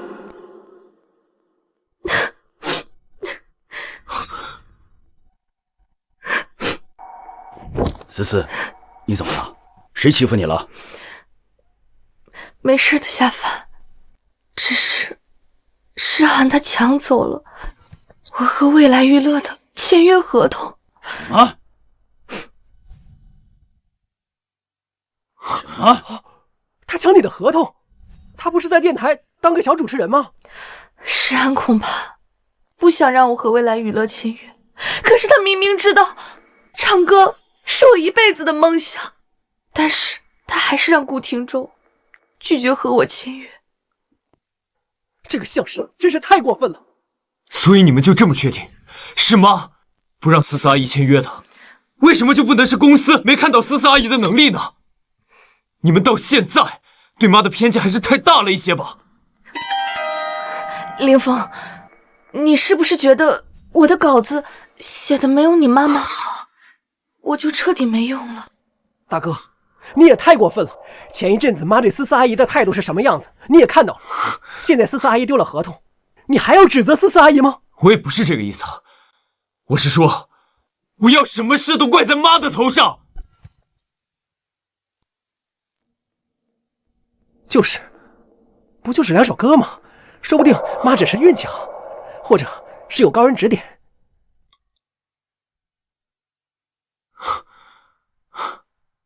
所以，你们都还是不肯相信妈有实力。你们一个个亲眼看着她，把一个小电台从籍籍无名做到了遥遥领先第1名，你们都还是不相信妈有实力。你们对妈的偏见，是不是应该放一放？啊！行了，那么大声干什么？吵死了！爸，那你知道吗？妈这几年在我们家，她过的是什么日子？过的什么日子？你的意思是说我们虐待她？我们怎么对她不好了？我们对她好吗？我们全家人把她当成一个佣人，让她洗衣服，让她做饭，让她打扫卫生，让她住地下室，从来没给她用过零花钱。我们对她好吗？我一天到晚在外面辛辛苦苦的挣钱，让她住大房子，她连班都不用上，给你们洗洗衣服、做做饭，怎么了？是啊，别人可说了，妈的命可是很好的，生了我们3个这么优秀的儿子，怎么她不知足吗？你们，我说的对，她的努力始终凿不穿你们的偏见，是我错了，可惜我发现的太晚了。行了，你们要是不放心她，把她接回来就行了。只要她以后还给你们洗衣服做饭，大不了对她好点就是了。哎呀，行了行了，大哥别难过了，我们现在去把她接回来不就好了？出去这么多天了，也是时候想点我们的好了。那你们觉得，妈，她还会回来吗？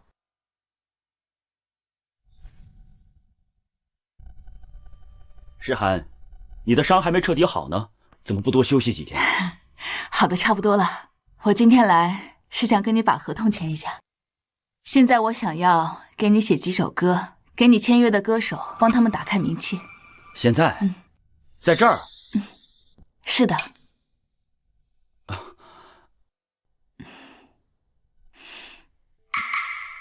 哦。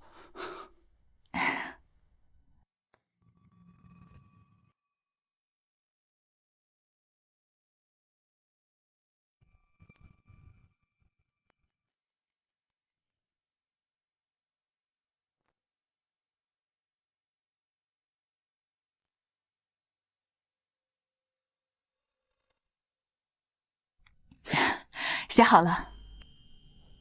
这么快就写好了？诗涵，是这样啊，我要的呢是正儿八经的金曲，不是随随便便一首歌就能糊弄我的。看看就知道了。好，看看。冷冷的冰雨在脸上胡乱的拍，金曲，真是金曲啊！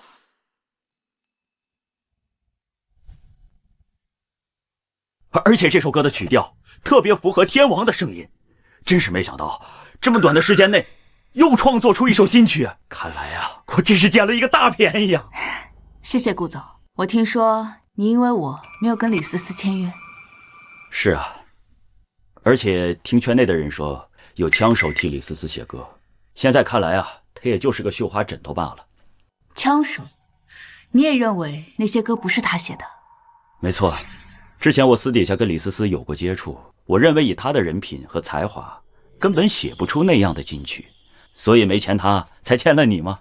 现在看来啊，我真的是捡到宝了。看样子，就算是偷了我的东西，李思思也照样成不了才。不是你的，终究不是你的。谢谢顾总的赞美，这只是开始。你放心，我不会让你那50%的股份亏了的。1周后，我再给你10首这样的歌。那太好了。有了这样的金曲，像李思思那样的歌手，我可以培养无数个。1周后见。好，1周后见。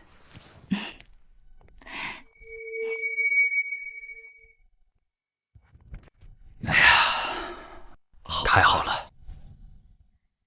现在李思思的地位已经被撼动，夏凌风也失去了天才主持人的称号，夏家恐怕已经急了。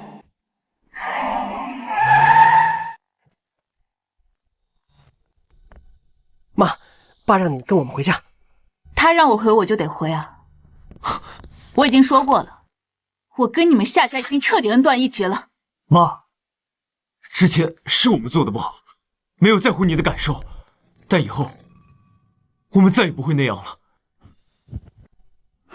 妈，你就跟我们回家好吗？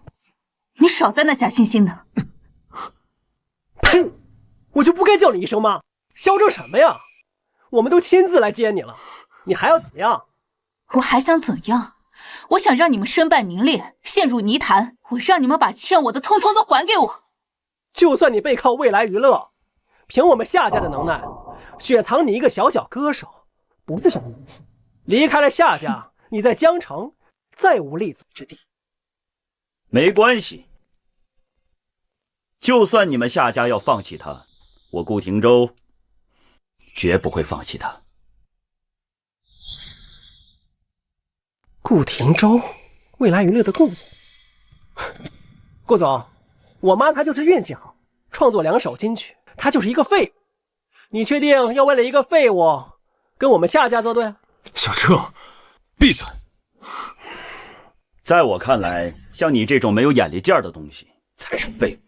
顾总，你就这么看好他？没错，你们不要的，我要。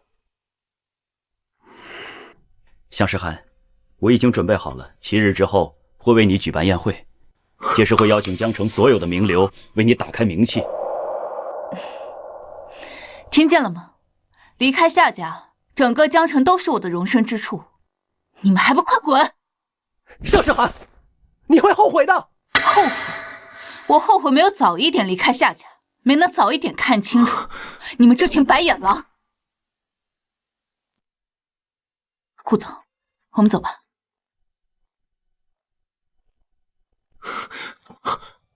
哥，我们就这样放过他了？好了，本来也是我们，对不起我们妈。妈，再也不会回来了。他不想回也得回来。7天之后，我会给你和思思阿姨举办一个宴会，到时候会邀请江城所有明星们。妈不是想当明星想疯了吗？那我就让她这辈子都得暗淡光。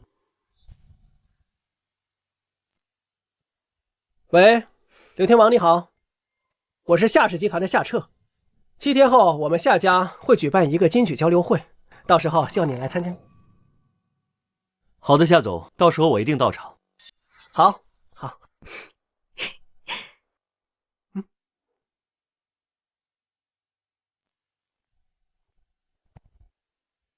刘天王你好，我是未来娱乐的总裁顾廷周，我想要跟你寻求合作。合作？这是未来娱乐特意为您打造的金曲，你可以看看。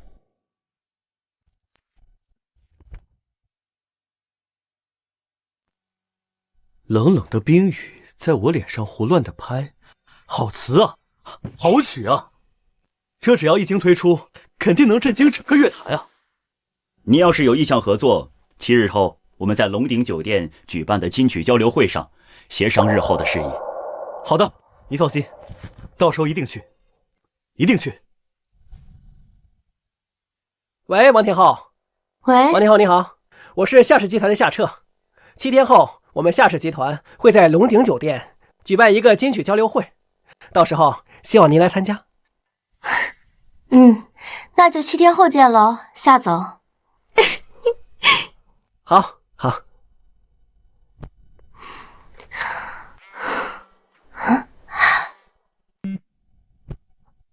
喂，王天后，我是未来娱乐的，我们给你送了一首量身定制的金曲。什么？未来娱乐给我送来一首量身定制的金曲？人在哪儿？我现在就过去。耶！喂，周先生。对，是我。7天后，我们打算开一个金曲交流会，您到时候可得上脸来。喂，杨小姐。喂，韩女士。喂，李影帝。喂，王先生。对，是我夏彻。7天后，我们这个金曲交流会，您这……好，那我们就说定了，到时候不见不散。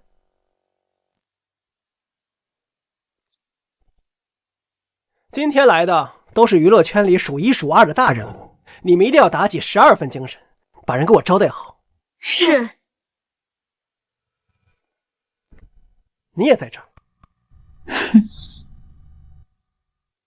你们也在这儿。诗涵，你该不会是想借着今天的机会参加金曲交流大会，借着夏家的权利来给自己铺路吧？放心，就算没有你们夏家的资源，诗涵照样可以成为最闪耀的那颗星。顾总，您别开玩笑了，一会儿看到你们的宴会上一个人都没有，那岂不尴尬？哼，这时间过去这么久了，你们邀请的人不是也一个都没来吗？你们就这么确定他们来参加的一定是你们邀请的金曲交流会吗？刘天王到。刘天王，顾总，实在不好意思，我没关系的，不要紧，您先请吧。行，那我就先进去了。天后到。王天后，不好意思啊，顾总，我没关系，我能理解。那您先进去。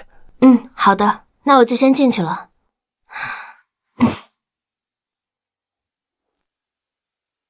向诗涵，看到了吗？天王天后只是刚才路上堵车耽误了时间，他们对小车的态度就是最好的正路。是吗？那我还真是要恭喜你们。看到了吗？这就是我们夏家的号召力。你要是识相的话，现在就快点回家，否则就算你在这儿把脚底板站穿，也等不到你想要的。妈，人都被小车拉拢过来了，咱们呢还是不要在这里丢脸了，跟我回家吧。不用你在这里假惺惺的。妈，只要你跟我回家，等会在宴会上我会给你介绍各种名流权贵，实现你的梦想。是吗？这么说还要谢谢你啊。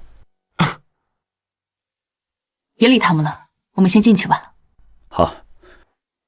装模作样，真想看到一会儿他们宴会上一个人都没有，他们的表情。思思阿姨，你还是少说两句吧。行了，我们的客人都来的差不多了，我们快进去吧。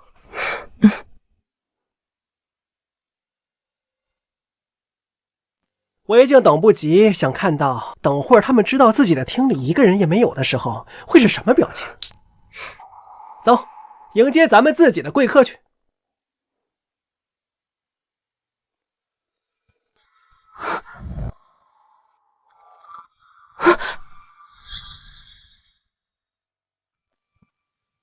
怎么一个人也没有？这是怎么了？这不可能，我们明明都有提前跟他们商量好的，是怎么会一个人都没有呢？难道他们都去向诗涵那边了？他们一定是走错了，他们都答应我了。啊，对，一定是被那群不靠谱的服务生给引错了。小车，我们现在就过去把他们请回来。好，不枉费心劳神这么久。走。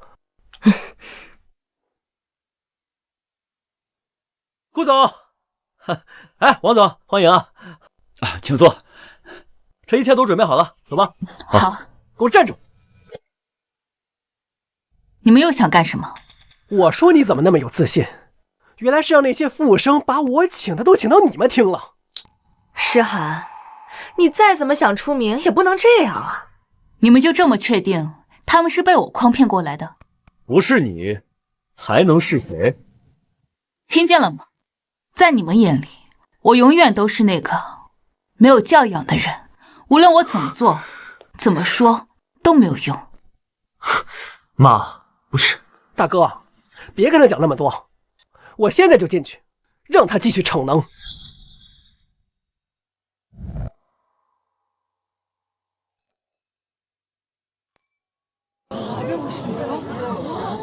各位，怎么了？各位都是走错了吧？下次，这两个宴会厅离得实在是太近了，那边那个宴会厅才是我给大家准备的金曲交流大会。这个宴会厅啊，是顾廷中给向诗涵那个名不见经传的小明星准备的。各位，还是跟我过去吧。那个，这夏总没得到消息吗？什么消息啊？我们呢，的确答应了向诗涵和顾总，所以才来了这个宴会厅，所以没走错。你答应了他们，你不是答应我了吗？嗨，那个，这也不能怪我呀，实在是向诗涵女士为我量身打造了一首金曲，我要是不来，这歌就被别人抢走了。向诗涵，给你创作？没错，那首歌呢，完全贴合我的声线，而且那词和曲一经发布，绝对大爆。对，还给我写过一首甜歌呢，《第一次爱的人》。你们都有吗？有，我们都有。这怎么可能呢？这么短的时间内，创作出这么多首歌曲，还个个都是金曲。我有没有实力，你李思思不清楚吗？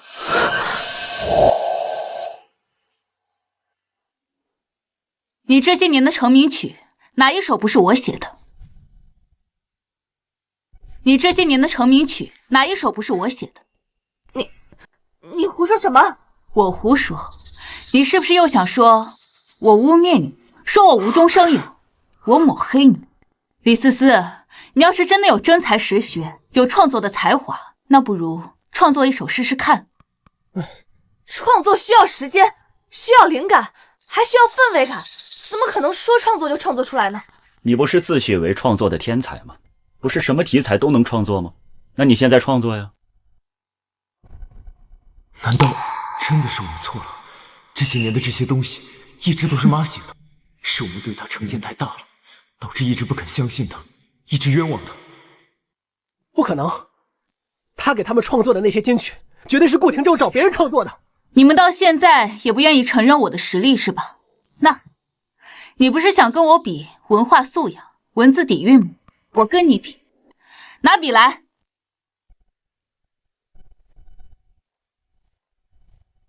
他这是要现场写歌？向诗涵，我劝你还是别在这丢人了。要是一块写不出来，你这张脸可就要丢遍娱乐圈了。就你还真想证明自己，别到时候写出一首烂歌来，我都不好意思承认我是你儿子。我创作好了。这么快？别到时候写个烂歌，那我可不认。明月几时有，把酒问青天。这不是苏轼的词吗？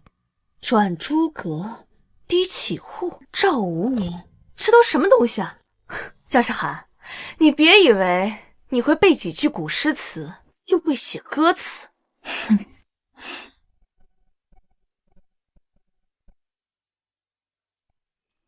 明月几时有，把酒问青天。不知天上宫阙。哇，天籁之音啊，唱得真不错呀！我欲乘风归去，唯恐琼楼玉宇。这竟然真的是一首歌！我以前怎么没有发现他唱歌竟然这么好听？我舞弄情意，何似在人间？这不算，这不算，这只不过就是古诗词堆砌罢了。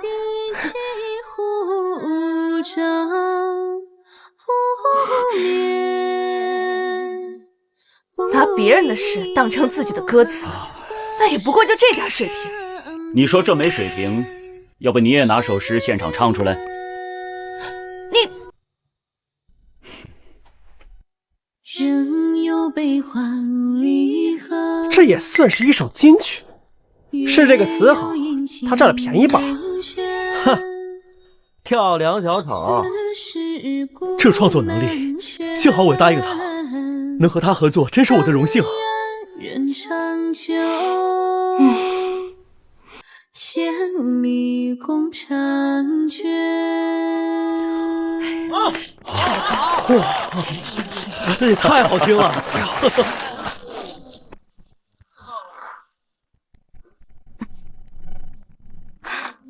这可比那李思思唱的好听多了。现在你们愿意承认向诗涵的实力了吗？这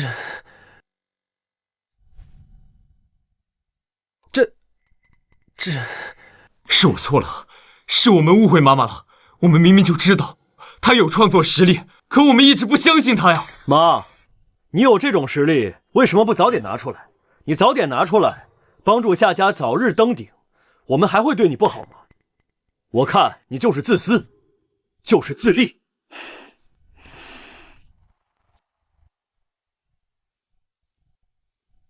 我自私自利。没错，你有这份能力，为什么不帮大哥多写写稿子，不帮思思阿姨多写写金曲？这样的话，他们在他们的领域早就是第一了。小彻，别说了，我就说，你就是自私，就是自利。你有这份创作能力，还不都是从夏家走出来？你哪怕拿这份能力回馈夏家一点，就这么一点点，夏家早就飞黄腾达了。我没帮助过你吗？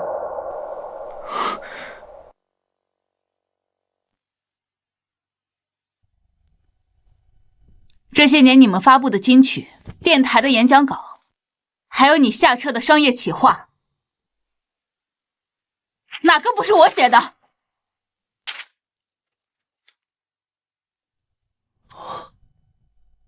飘雪，这竟然是向诗涵写的。这不是李思思获得天后奖项时声称自己原创的歌曲吗？这不是让我获得金牌主持人称号的那篇稿子吗？那次直播就是这篇稿子，让我收听率破了1000万，让我成为大家眼中的天才主持人。原来这都是妈的功劳。这是我的剧本，我就是凭借它获得影帝。妈，这是我的商业策划书，这是我在19岁时拿下城南项目的商业策划书，还有这个，这是我在20岁时打败对手的转型建议，这是我在21岁时，这些都是思思阿姨给我写的呀？难道是我错了？是我们错了吗？原来这都是您的功劳，我们不应该不信你。妈，我们错了。现在知道错了，晚了。这些年我给你们的，也是时候收回来了。